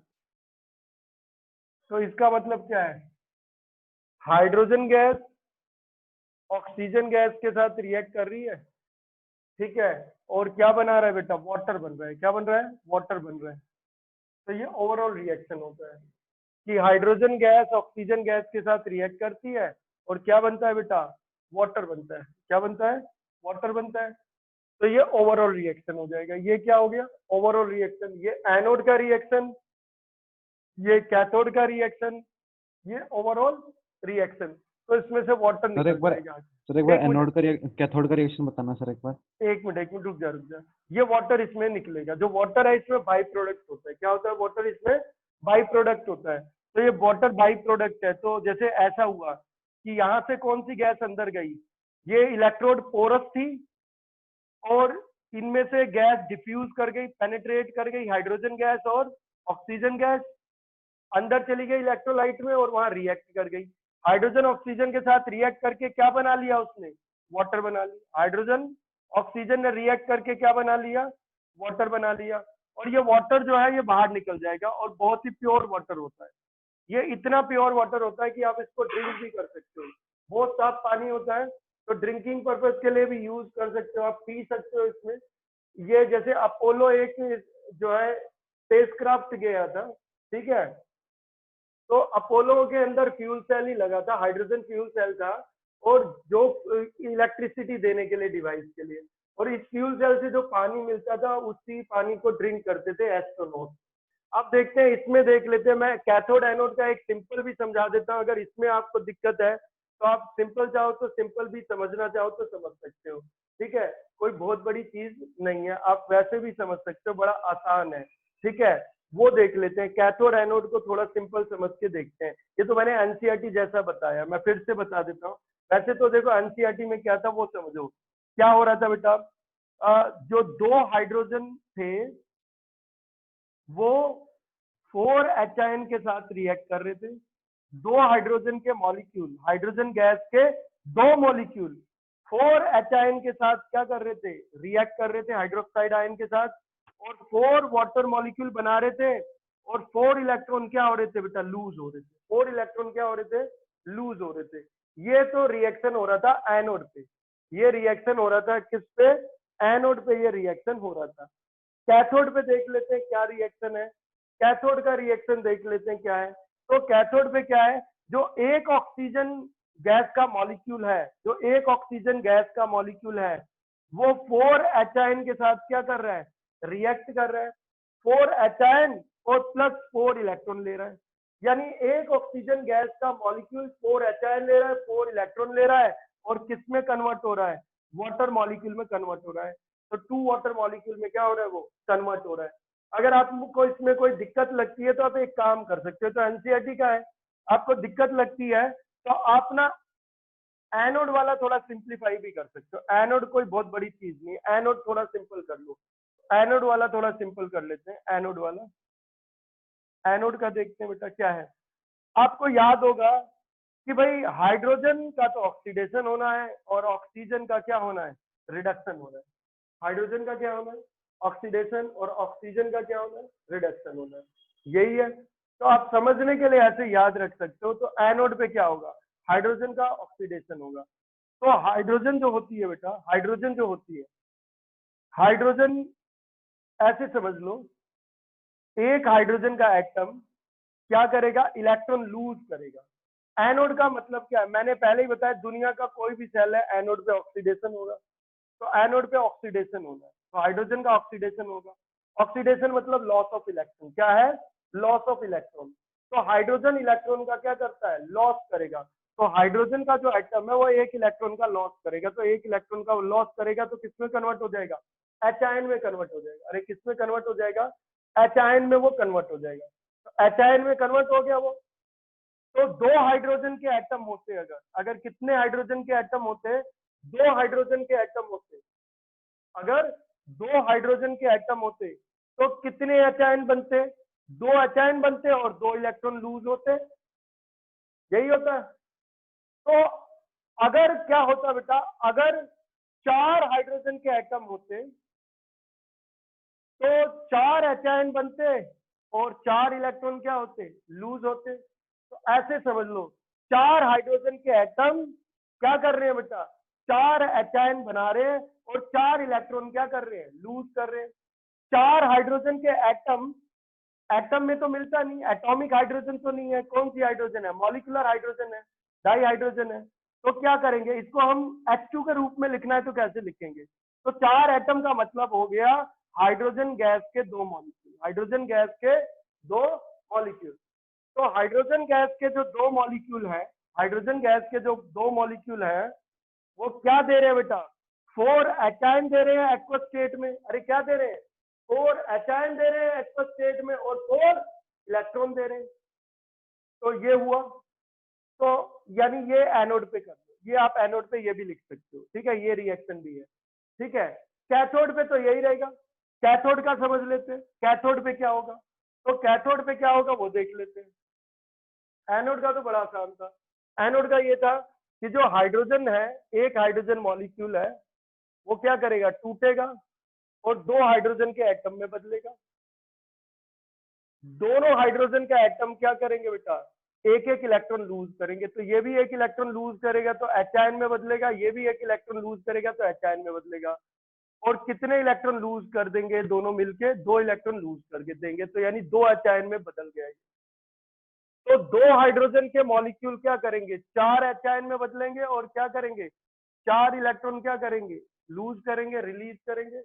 तो ये तो एनोड पे हो गया, यानी एनोड पे जो था डाई हाइड्रोजन ने क्या काम किया, जो एनोड पे जो डाई हाइड्रोजन गैस आई, वो डाई हाइड्रोजन गैस अपने आप को किसमें बदल लेती है, एचायन में बदल लेती है और 4 इलेक्ट्रॉन क्या करते हैं बेटा, लूज कर देते हैं।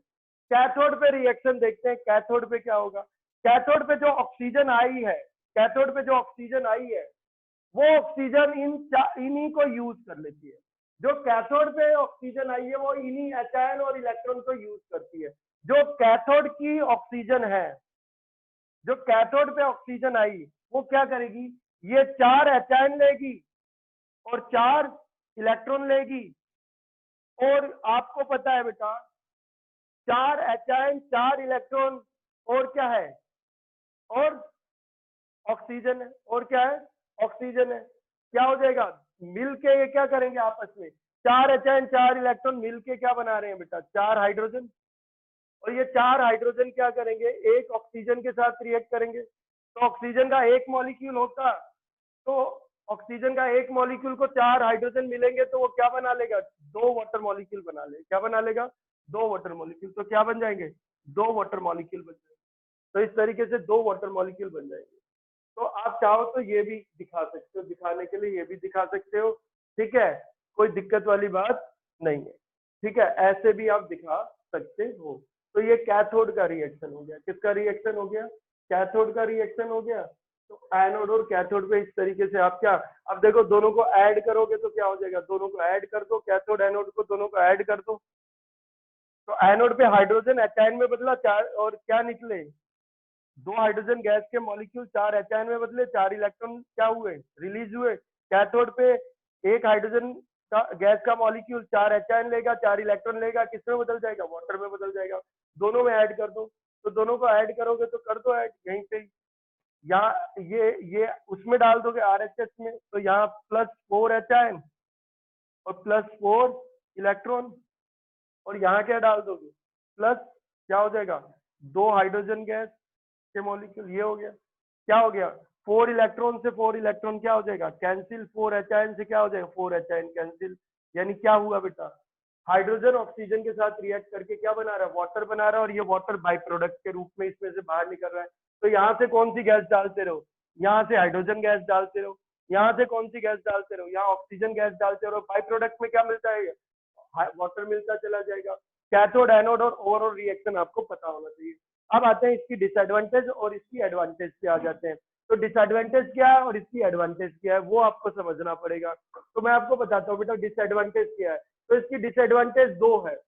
एक तो इसमें हाइड्रोजन फ्यूल के रूप में आप यूज कर रहे हो, तो हाइड्रोजन के साथ एक प्रॉब्लम आती है, हाइड्रोजन का ट्रांसपोर्टेशन और स्टोरेज बड़ा मुश्किल होता है। हाइड्रोजन को स्टोर करना और उसको ट्रांसपोर्ट करना इजी नहीं होता है, ठीक है, क्योंकि हाईली कंबस्टिबल गैस होती है, ठीक है। और क्या होती है, ये बड़ी जल्दी क्या करती है बेटे, कंबसन करती है। और दूसरी दिक्कत आती है कि जो इलेक्ट्रोड हमने यूज किए हैं इसमें, वो इलेक्ट्रोड बड़े एक्सपेंसिव होते हैं, यानी फ्यूल सेल बहुत एक्सपेंसिव होता है, इसलिए डे टू डे लाइफ में ज्यादा ये यूज नहीं किया जाता। क्यों? क्योंकि अभी काफी एक्सपेंसिव है, तो सब लोग इसको नहीं परचेज कर सकते, क्योंकि इसमें क्या होता है, इसके इलेक्ट्रोड, फ्यूल सेल इसलिए महंगा होता है, इसलिए कॉस्टली होता है क्योंकि एक्सपेंसिव है। क्यों एक्सपेंसिव है? क्योंकि इसके इलेक्ट्रोड्स काफी एक्सपेंसिव है, और इलेक्ट्रोड्स इसलिए एक्सपेंसिव है कि उसमें जो कैटलिस्ट डाले गए हैं वो बड़े एक्सपेंसिव है, जैसे प्लेटिनम, पैलेडियम, ये काफी एक्सपेंसिव मेटल्स होते हैं, तो ये काफी एक्सपेंसिव है। कोशिश कर रहे हैं साइंटिस्ट कि कुछ ऐसे कैटलिस्ट ढूंढे जाए जो जिनकी कॉस्ट भी कम हो, जो उतने एक्सपेंसिव नहीं हो, और काफी एफिशिएंट और इफेक्टिव भी हो, और उनकी मदद से इलेक्ट्रोड बनाई जाए, फ्यूल सेल बनाए जाए, ताकि वो फ्यूल सेल सस्ते पड़े। तो दो ही डिसएडवांटेज है। पहली डिसएडवांटेज है फ्यूल सेल एक्सपेंसिव है, दूसरी डिसएडवांटेज है कि हाइड्रोजन को स्टोर करना और ट्रांसपोर्ट करना जो है वो क्या होता है, बड़ा रिस्की और टफ होता है। ठीक है, फ्यूल सेल एक्सपेंसिव इसलिए है, वो मैंने बता ही दिया कि इसके इलेक्ट्रोड्स एक्सपेंसिव है, वो इसलिए क्योंकि इसमें कैटलिस्ट एक्सपेंसिव है। कोशिश की जा रही है कि ऐसे कैटलिस्ट मिल जाए जो इतने ही एफिशिएंट हो, इतने ही इफेक्टिव हो, पर वो क्या हो, कॉस्ट कटिंग हो जाए, मतलब क्या हो जाए, वो इतने ज्यादा एक्सपेंसिव ना हो। एडवांटेज देखो बहुत है, अब एडवांटेज देखो इसकी बहुत है। एडवांटेज इसकी क्यों ज्यादा है वो आप समझो, क्यों ज्यादा है फ्यूल सेल की एडवांटेज। तो देखो, सबसे पहली बात तो fuel cell direct chemical energy को इलेक्ट्रिकल एनर्जी में कन्वर्ट करता है। जो फ्यूल सेल होता है वो डायरेक्ट केमिकल एनर्जी को किस में कन्वर्ट करता है बेटा, इलेक्ट्रिक एनर्जी में कन्वर्ट करता है। फ्यूल सेल जो है वो डायरेक्ट केमिकल एनर्जी को किस में कन्वर्ट करता है, इलेक्ट्रिक एनर्जी में क्या करता है, कन्वर्ट करता है। और कन्वर्ट करने की वजह से, किसकी वजह से, कन्वर्ट करने की वजह से, कन्वर्ट करने की वजह से वो, क्योंकि डायरेक्ट कन्वर्जन हो रहा है, एनर्जी का क्या हो रहा है, डायरेक्ट कन्वर्जन हो रहा है। फ्यूल सेल जो है वो डायरेक्ट केमिकल एनर्जी को इलेक्ट्रिक एनर्जी में कन्वर्ट कर रहा है। डायरेक्ट कन्वर्जन की वजह से इसकी एफिशिएंसी बहुत हाई होती है, इसकी एफिशिएंसी 70% से ज्यादा होती है, इवन कई केसों में तो 75% से भी ज्यादा होती है। तो हाईली एफिशिएंट होते हैं फ्यूल सेल, पहली एक advantage, fuel cell highly efficient होते हैं, हाईली एफिशिएंट, यानी ये डायरेक्ट केमिकल एनर्जी को इलेक्ट्रिक एनर्जी में कन्वर्ट कर रहे हैं, तो बहुत ही ज्यादा क्या होते हैं, एफिशिएंट होते हैं, इनकी एफिशिएंसी 70 to 75% से ज्यादा होती है।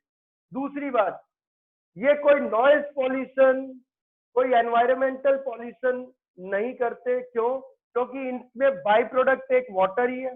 हाइड्रोजन फ्यूल सेल में तो एक सिंगल बाई प्रोडक्ट है वाटर, और ये इतना प्योर होता है कि आप इसको ड्रिंक भी कर सकते हो, ड्रिंकिंग वाटर की तरह यूज कर सकते हो। तो कोई और बाई प्रोडक्ट तो है नहीं, यानी कार्बन डाइऑक्साइड भी नहीं निकल रही। अगर कोई और फ्यूल यूज करता, अगर मैं इसमें क्या यूज करता, मीथेन उथेन यूज करता, तो कार्बन डाइऑक्साइड निकलती, पर अभी तो हाइड्रोजन फ्यूल सेल है तो सिर्फ वाटर निकल रहा है, तो सिर्फ एक बाई प्रोडक्ट वाटर है, कोई और बाई प्रोडक्ट नहीं है।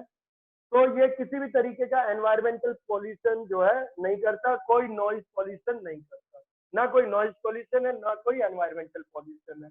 ठीक है, और कोई ग्रीन हाउस गैस भी इसमें से नहीं निकल रही जो ग्लोबल वार्मिंग करेगी। अगली चीज आती है बेटा, इजी टू मेंटेन होता है। ठीक है, लो मेंटेनेंस कॉस्ट होती है। ठीक है, तो इसको मॉनिटर करने की जरूरत नहीं होती। ठीक है, मेंटेनेंस कॉस्ट की जरूरत नहीं है, इजी होता है मेंटेन करना इसको। ठीक है, क्योंकि इसकी ज्यादा मेंटेनेंस की जरूरत नहीं होती। ठीक है, तो मेंटेनेंस कॉस्ट काफी क्या है, इसको आपको मॉनिटर नहीं करना होता, इसको आपको मॉनिटर नहीं करना होता। इसमें कोई वैसा पार्ट तो है नहीं कि जिसका वियर एंड टीयर होगा। तो ये लो मेंटेनेंस कॉस्ट होती है। क्या होती है? लो मेंटेनेंस क्या होती है, कॉस्ट आती है इसकी। ठीक है, इसको किसी भी साइज का बनाया जा सकता है, बहुत बड़ा फ्यूल सेल भी बनाया जा सकता है, बहुत छोटा फ्यूल सेल भी बनाया जा सकता है। इसको सीधा जो है साइट पे ही क्या किया जा सकता है, इसको सीधा साइट पे ही बना के यूज किया जा सकता है। यानी फ्यूल सेल को आप सीधा यूजिंग साइट पे लगा दो, फ्यूल सेल को आप सीधा यूजिंग साइट पे फिट कर दो और डायरेक्ट वहां से यूज कर लो। जैसे अपने घर के ऊपर फ्यूल सेल लगा लो, घर की जरूरत पूरी हो जाएगी। किसी कॉलोनी के लिए बड़ा फ्यूल सेल बना लो, कॉलोनी की जरूरत पूरी हो जाएगी इलेक्ट्रिसिटी की। तो इस तरीके से है। जो फ्यूल सेल आप कार में भी यूज कर सकते हो, कई कार में यूज भी होता है फ्यूल सेल। फ्यूल सेल लगा होता है कार में, तो उसमें क्या होता है, कार में फ्यूल सेल होते हैं, एक कंपार्टमेंट में हाइड्रोजन गैस जाती है, एक कंपार्टमेंट में ऑक्सीजन गैस जाती है, और इलेक्ट्रिसिटी जनरेट होती है, और वो पावरफुल इलेक्ट्रिक मोटर को रोटेट करती है, जिससे कार चलती है। तो फ्यूल सेल वाली भी कार आती हैं, पर क्या है अभी काफी एक्सपेंसिव होता है फ्यूल सेल ही, बहुत कई लाखों का आ जाता है, तो इसलिए अभी वैसे डे टू डे लाइफ में तो यूज नहीं करते। तो ये आपको पता होना चाहिए फ्यूल सेल की एडवांटेज। एडवांटेज आपको 2-3 तो मेन याद ही होनी चाहिए। सीधा ये केमिकल एनर्जी को इलेक्ट्रिक एनर्जी में कन्वर्ट कर रही है, तो एफिशिएंसी इसकी बहुत हाई होती है, 70 to 75% से भी ज्यादा होती है। ठीक है। दूसरी सबसे बड़ी बात है कि ये कोई नॉइज पॉल्यूशन, एनवायरमेंटल पॉल्यूशन नहीं करता, क्योंकि एक सिंगल बाई प्रोडक्ट वाटर मिलता है, जो कि ड्रिंकिंग पर्पज के लिए भी यूज किया जा सकता है। जैसे कि अपोलो बताया था, अपोलो स्पेसक्राफ्ट जो था, तो उसमें एस्ट्रोनॉट के पानी की व्यवस्था पीने के लिए उसमें फ्यूल सेल लगा था, जो इलेक्ट्रिसिटी की नेसेसिटी फुलफिल कर रहा था, और वाटर जो निकल रहा था इसमें बाई प्रोडक्ट, वो उनके ड्रिंकिंग पर्पज के लिए था। ठीक है। और फ्यूल सेल जो होता है सीधा कहाँ अप्लाई कर सकते हो, यूजिंग साइट पे सीधा आप अप्लाई कर सकते हो, जहाँ पे यूजिंग साइट है, जहाँ पे इलेक्ट्रिसिटी इस्तेमाल होनी है, सीधा आप वहां पे क्या कर सकते हो, इसको फिट कर सकते हो। तो फ्यूल सेल को सीधा यूजिंग साइट पे फिट किया जा सकता है, और किसी भी साइज का फ्यूल सेल बनाया जा सकता है। और इसमें इसकी कोई मेंटेनेंस कॉस्ट तो आती नहीं है, आपको इसे मेंटेन करने की जरूरत तो होती नहीं है। ठीक है। अगर एसी जनरेटर, डीसी जनरेटर है, तो उसमें तो मेंटेन करना पड़ता है, पार्ट्स की वियर एंड टीयर होती है। ठीक है। क्योंकि वो मैकेनिकल एनर्जी से क्या, मैकेनिकल पावर से आप उसको घुमाते हो, पर यहाँ इसकी कोई मेंटेनेंस कॉस्ट नहीं होती, तो आपको इसको मेंटेन या मॉनिटर करने की जरूरत नहीं होती। आप दूसरे फ्यूल भी यूज कर सकते थे, जैसे कोई हाइड्रोकार्बन यूज कर सकते थे, इथेन, मीथेन या अमोनिया यूज कर सकते थे, पर उनमें पॉल्यूशन होता है थोड़ा। तो अलग अलग में अलग अलग कैटलिस्ट चाहिए होते हैं। हमने जो पढ़ना है, हमने पढ़ा हाइड्रोजन फ्यूल सेल बना पढ़ा, जिसमें हाइड्रोजन यूज किया है हमने। तो ये फ्यूल सेल आपको समझ आया बेटा? अरे फ्यूल सेल समझ आया? Yes sir. समझ आया? अब देखो इसकी जो है फ्यूल सेल जो होता है ना, सीधा जो है यूजिंग साइट पे आप क्या कर सकते हो, अप्लाई कर सकते हो। तो आपको फ्यूल सेल पता होना चाहिए, कैथोड पे रिएक्शन क्या हो रहा है, एनोड पे रिएक्शन क्या हो रहा है, ये सारी चीजें आपको क्या होनी चाहिए, पता होनी चाहिए। ठीक है। सारी चीज आपको क्या होनी सर चाहिए, पता होनी चाहिए। हाँ बेटा। सर इसके ऊपर क्वेश्चन किस टाइप के आते हैं? इसमें क्वेश्चन इस टाइप के आ जाते हैं, जैसे वैसे तो पूछने के लिए छोटा मोटा ये पूछ लेंगे कि फ्यूल सेल की एडवांटेज बता दो, ऐसे पूछ लेंगे, या वो बोलेंगे फ्यूल सेल की वर्किंग बता दो। तो आप फ्यूल सेल की वर्किंग बताने के लिए आप क्या करोगे, डायग्राम बनाओगे, कैथोड का रिएक्शन लिखोगे, एनोड का रिएक्शन लिखोगे, ओवरऑल रिएक्शन लिखोगे, और कैसे क्या क्या चीजें हुई हैं थोड़ा बहुत बता दोगे बस। ठीक है। 3 नंबर का आ जाएगा, इस तरीके से है। ठीक है। तो ये आपको बढ़िया से आना चाहिए बेटा फ्यूल सेल। बहुत तरीके के फ्यूल सेल होते हैं, हमें जो पढ़ना था 11th में भी हमने जो पढ़ा था, और 12th में भी हाइड्रोजन फ्यूल सेल पढ़ा है। क्या पढ़ा है? हाइड्रोजन फ्यूल सेल पढ़ा हुआ है। इसकी जो सब डिसएडवांटेज सिर्फ 2 ही है। एक तो एक्सपेंसिव है, क्योंकि सेल एक्सपेंसिव है, क्योंकि इलेक्ट्रोड्स एक्सपेंसिव है, क्योंकि उसमें कैटलिस्ट एक्सपेंसिव है। साइंटिस्ट कोशिश कर रहे हैं कि क्या है, कुछ ऐसे कैटलिस्ट मिल जाए जो काफी एफिशिएंट और इफेक्टिव हो, इतने ही एफिशिएंट, इतने ही इफेक्टिव हो जितना प्लेटिनम पैलेडियम, और वो क्या हो, इतने एक्सपेंसिव ना हो, वो कम एक्सपेंसिव हो। ठीक है। या उनकी कॉस्ट काफी कम हो। दूसरा, हाइड्रोजन को स्टोर करना और हाइड्रोजन के ट्रांसपोर्टेशन में दिक्कत होती है, क्योंकि ये क्या होती है, हाईली इन्फ्लेमेबल गैस होती है, तो ये बड़ी जल्दी कंबसन करती है बेटा। ठीक है। तो इसलिए क्या है, और वैसे भी जब कंबसन होता है तो धमाके के साथ एकदम गैस पूरी क्या करती है, कंबसन करती है, बहुत ज्यादा एक्सोथर्मिक प्रोसेस है, तो समझ लो काफी दिक्कत है, रिस्की होता है। और एडवांटेज हमने देखी, एडवांटेज जो है कि भाई सीधा केमिकल एनर्जी इलेक्ट्रिक एनर्जी में कन्वर्ट हुई है, सीधा केमिकल एनर्जी किसमें कन्वर्ट हुई है, इलेक्ट्रिक एनर्जी में कन्वर्ट हुई है। तो इसकी जो एफिशिएंसी है वो 70% से ज्यादा है। कोई पॉल्यूशन नहीं किया, किसी टाइप का ग्लोबल वार्मिंग नहीं हुई, कोई पॉल्यूशन नहीं, ग्रीन हाउस गैस नहीं निकाली, कोई टॉक्सिक बाई प्रोडक्ट नहीं निकले, एक वाटर ही निकला है, काफी प्योर होता है, ड्रिंकिंग पर्पज में भी यूज हो सकता है। तो कोई एनवायरमेंटल पॉल्यूशन नहीं, कोई नॉइज पॉल्यूशन नहीं, कोई आवाज भी नहीं होती। ठीक है। और इसको मेंटेन करने की लो मेंटेनेंस कॉस्ट होती है, क्योंकि इसमें क्या है, मेंटेन तो कुछ करना नहीं है, इसको मॉनिटर तो करना नहीं है, एसी जनरेटर है, डीसी जनरेटर है, वहां तो वियर एंड टीयर होगा, ठीक है, क्योंकि वो रोटेट करते रहते हैं, तो इसमें वो सब करने की जरूरत नहीं है। तो और इसको किसी भी साइज शेप का बना सकते हो आप, अपने घर में, अपने घर के लिए पर्सनल फ्यूल सेल बनवा लो, कॉलोनी के लिए फ्यूल सेल बना लो, ठीक है, इस किसी भी साइज का आप बनवा सकते हो, अपनी कार के लिए बना लो, तो किसी भी साइज का बन सकता है।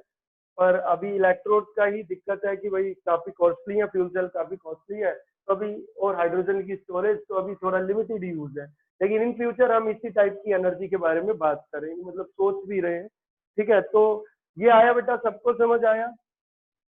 Yes sir. अरे नालायक Yes, को आ गया सबको समझ? Yes sir. ठीक है, तो देखो इसमें ना कोई भी सेल आप पढ़ोगे ना, कैथोड एनोड का रिएक्शन समझना जरूरी है। अच्छा, अलग अलग बुक में ना अलग अलग दिया होगा, आप कंफ्यूज होने की जरूरत नहीं है, एनसीईआरटी में अलग दिया होगा, कोई बाहर की बुक लोगे अलग दिया होगा, तो घबराने वाली बात नहीं होती, घबराने वाली कोई बात नहीं है, ठीक है। आप कोई भी यूज कर सकते हो, आप कोई भी चाहो तो यूज कर सकते हो, जैसे एनसीईआरटी में जो दे रखा है वैसा भी कर सकते हो, एनसीईआरटी में नहीं दे रखा वैसा भी कर सकते हो। जैसे एक तो ये सीधा ही है कि एनोड और कैथोड की बात हो रही थी, तो एनोड पे देखो हमने क्या किया था, मैंने आपको बताया था एनोड पे क्या था, जो हाइड्रोजन थी वो किस में कन्वर्ट हुई थी, एचायन में, और एक इलेक्ट्रॉन क्या किया था उसने, लूज किया था। तो दो हाइड्रोजन के एटम क्या देंगे बेटा, दो एचायन और दो इलेक्ट्रॉन लूज करेंगे, तो दो हाइड्रोजन का एटम मतलब हाइड्रोजन का एक मॉलिक्यूल, तो हाइड्रोजन के दो मॉलिक्यूल क्या करेंगे, चार एचायन देंगे और चार इलेक्ट्रॉन मिलेंगे, तो ये एनोड पे रिएक्शन हो गया। ये किसका है, ये एनोड पे हो गया। तो एनोड पे इस तरीके से आप ये दिखा सकते हो। कैथोड का अगर आप देखोगे तो कैथोड का आप ऐसे देख सकते हो कि जो ऑक्सीजन होती है, जो ऑक्सीजन होती है, डाई ऑक्सीजन है, वो 4 एचायन लेगी और 4 इलेक्ट्रॉन लेगी। अरे क्या लेगी, 4 एचायन लेगी और 4 इलेक्ट्रॉन लेगी। तो 4 एचायन लेगी और 4 इलेक्ट्रॉन लेगी, और किसमें कन्वर्ट हो जाएगी, 4 एचायन 4 इलेक्ट्रॉन। और आपको मैंने पहले ही बताया, एक एचायन एक इलेक्ट्रॉन लेके किसमें कन्वर्ट हो रहा है, हाइड्रोजन में, ठीक है। तो 4 एचायन 4 इलेक्ट्रॉन लेके 4 हाइड्रोजन और एक ऑक्सीजन मिलके ये क्या करेंगे बेटा, आपस में 2 वाटर मॉलिक्यूल बनाएंगे। क्या बनाएंगे, 2 वाटर मॉलिक्यूल बना लेंगे। तो ये 2 वाटर मॉलिक्यूल बना लेंगे। तो ये कैथोड एनोड का ये है। एनसीईआरटी में थोड़ा सा हटके है, तो एनसीईआरटी में उन्होंने हटके भी दिखा रखा है, तो एनसीईआरटी के हिसाब से करना है तो एनसीईआरटी के हिसाब से भी कर सकते हो, ठीक है। तो एनसीईआरटी के हिसाब से अगर याद करनी है कैथोड एनोड की तो वो याद कर लो। जैसे उन्होंने एचायन को रिएक्ट करा दिया सीधा, ऐसे करने की बजाय उन्होंने क्या किया, दोनों तरफ अगर मैं हाइड्रोक्साइड आयन डाल दूं, लो हाइड्रोक्साइड आयन तो है ही ना बेटा, इलेक्ट्रोलाइट है ना, मैंने पहले ही बताया, सोडियम हाइड्रोक्साइड या पोटेशियम हाइड्रोक्साइड का एक्वस सॉल्यूशन है, तो क्या है, हाइड्रोक्साइड आयन भी है और एच आयन भी है। अरे हाइड्रोक्साइड आयन भी है और एच आयन भी है, तो अगर हम देखें दोनों तरफ मैं एच आयन डाल दूं, इधर भी एच आयन डालो, देखो इस साइड हाइड्रोक्साइड आयन डाल दिए, और इस साइड भी क्या डाल दो बेटा, हाइड्रोक्साइड आयन डाल दो, दोनों तरफ डाल दूं हाइड्रोक्साइड आयन। कितने हाइड्रोक्साइड आयन डाल दूं, 4 हाइड्रोक्साइड आयन डाल दूं, 4 हाइड्रोक्साइड आयन डाल दूं, तो 4 हाइड्रोक्साइड आयन डाल दी, तो 4 हाइड्रोक्साइड आयन और 4 एच आयन क्या बना लेंगे बेटा, ये कहाँ से आए हैं, 4 वाटर मॉलिक्यूल से ही तो आए हैं। किससे आए हैं, 4 वाटर। तो उन्होंने ऐसे दिखा दिया एनसीईआरटी में कि जो हाइड्रोजन गैस है वो 4 हाइड्रोक्साइड आयन के साथ रिएक्ट कर रहे हैं, 4 वाटर मॉलिक्यूल बना रहे हैं और 4 इलेक्ट्रॉन क्या कर रहे हैं, लूज कर रहे हैं। यानी हाइड्रोजन गई, उसने हाइड्रोक्साइड आयन के साथ रिएक्ट किया, वाटर में कन्वर्ट हुआ और 4 इलेक्ट्रॉन क्या किए उन्होंने, लूज कर दिए। 4 इलेक्ट्रॉन क्या कर दिए उन्होंने, लूज किए। उन्होंने एनोड ऐसे दिखा दिया, ठीक है, ये रिएक्शन दिखा दिया। यहाँ पे भी सेम ऐसे ही कर लेते हैं। तो यहाँ पे भी अगर हम सेम ऐसे ही करें तो देखो क्या है, इसमें भी दोनों तरफ मैं हाइड्रोक्साइड आयन ऐड कर दे रहा हूँ, तो इधर भी हाइड्रोक्साइड आयन ऐड कर दिया, इधर भी हाइड्रोक्साइड आयन ऐड कर दे रहे हैं। यही है, कितने हाइड्रोक्साइड आयन, 4 एच आयन है तो 4 हाइड्रोक्साइड आयन ऐड कर दिए, तो इधर भी कितने हाइड्रोक्साइड आयन ऐड कर दो, 4 हाइड्रोक्साइड आयन क्या कर दो, ऐड कर दो। तो 4 हाइड्रोक्साइड आयन इसमें क्या कर दो, ऐड कर दो। कितना हो जाएगा, 4 एच आयन 4 हाइड्रोक्साइड आयन क्या बन रहे हैं बेटा, 4 water molecule, 4 water molecule H2O, यही है। और 2 H2O ये है, तो 2 H2O इधर आके कितने रह जाएंगे, 2 ही H2O रह जाएंगे। तो कितने हैं, ये 4 हाइड्रोक्साइड आयन। तो उन्होंने ऐसे दिखा दिया। तो ऐसे भी कर सकते हो कि एनोड पे तो ऐसे दिखा दो, एनोड पे क्या है, हाइड्रोजन गैस हाइड्रोक्साइड आयन के साथ रिएक्ट कर रही है और वाटर बना रही है और इलेक्ट्रॉन लूज कर रही है। हाइड्रोजन गैस के 2 molecule hydroxide ion 4 hydroxide ion के साथ रिएक्ट करके 4 वाटर मॉलिक्यूल बना रही है, 4 इलेक्ट्रॉन लूज कर रही है। कहाँ पे रिएक्शन हो गया? एनोड पे। और कैथोड पे रिएक्शन क्या हो गया? जो ऑक्सीजन है वो 2 वाटर मॉलिक्यूल और 4 इलेक्ट्रॉन लेके, डाई ऑक्सीजन जो है, डाई ऑक्सीजन का एक मॉलिक्यूल 2 वाटर मॉलिक्यूल के साथ रिएक्ट कर रहा है 4 इलेक्ट्रॉन लेके, और किसमें बदल रहा है? 4 हाइड्रोक्साइड आयन में बदल रहा है। तो उन्होंने एनोड कैथोड ऐसे दिखा दिया है। और दोनों को ऐड करोगे ओवरऑल रिएक्शन सेम आएगा। दोनों को ऐड कर लो, तो दोनों को ऐड करोगे ओवरऑल रिएक्शन क्या आएगा कि हाइड्रोजन जो है वो डाई हाइड्रोजन डाई ऑक्सीजन के साथ रिएक्ट करके क्या बना रही है बेटा? वाटर बना रहे हैं। कितना है? बैलेंस करने के लिए यहाँ 2 कर दोगे। कितना कर दोगे? 2। तो यहाँ क्या हो जाएगा? 2H2। आप दोनों को ऐड कर लो तो ओवरऑल रिएक्शन वो आ जाएगा। तो उन्होंने ऐसे समझा रखा है, उन्होंने इस तरीके से समझा रखा है। आया बेटा समझ सबको? अरे आ गया? Sir yes sir. ठीक है। तो कोई दिक्कत बेटा किसी को? अरे कोई सर दिक्कत? हाँ सर कल की क्लास का लिंक देना सर, दे दो सर। क्यों? सर मैं ले नहीं पाया था। अच्छा वो तो यार एक काम कर लेना तू, वो Dubey Durgesh space institute search कर ले उस पे यूट्यूब पे, लिंक Yes, sir. क्या वो ही आ जाएगा, और तू उसको सब्सक्राइब कर ले। ठीक है sir. Dubey Durgesh space institute डाल, उसमें मेरा नाम डाल, स्पेस इंस्टीट्यूट डाल, वो आ जाएगा, और तू सब्सक्राइब कर ले तो तेरे को तू वो सारी वीडियो देख ही लेगा उसमें आराम से। ठीक है सर। ठीक है कर रहे हैं बेटा, फिर क्लास एंड करते हैं। ठीक है, ओके सर। ठीक ठीक।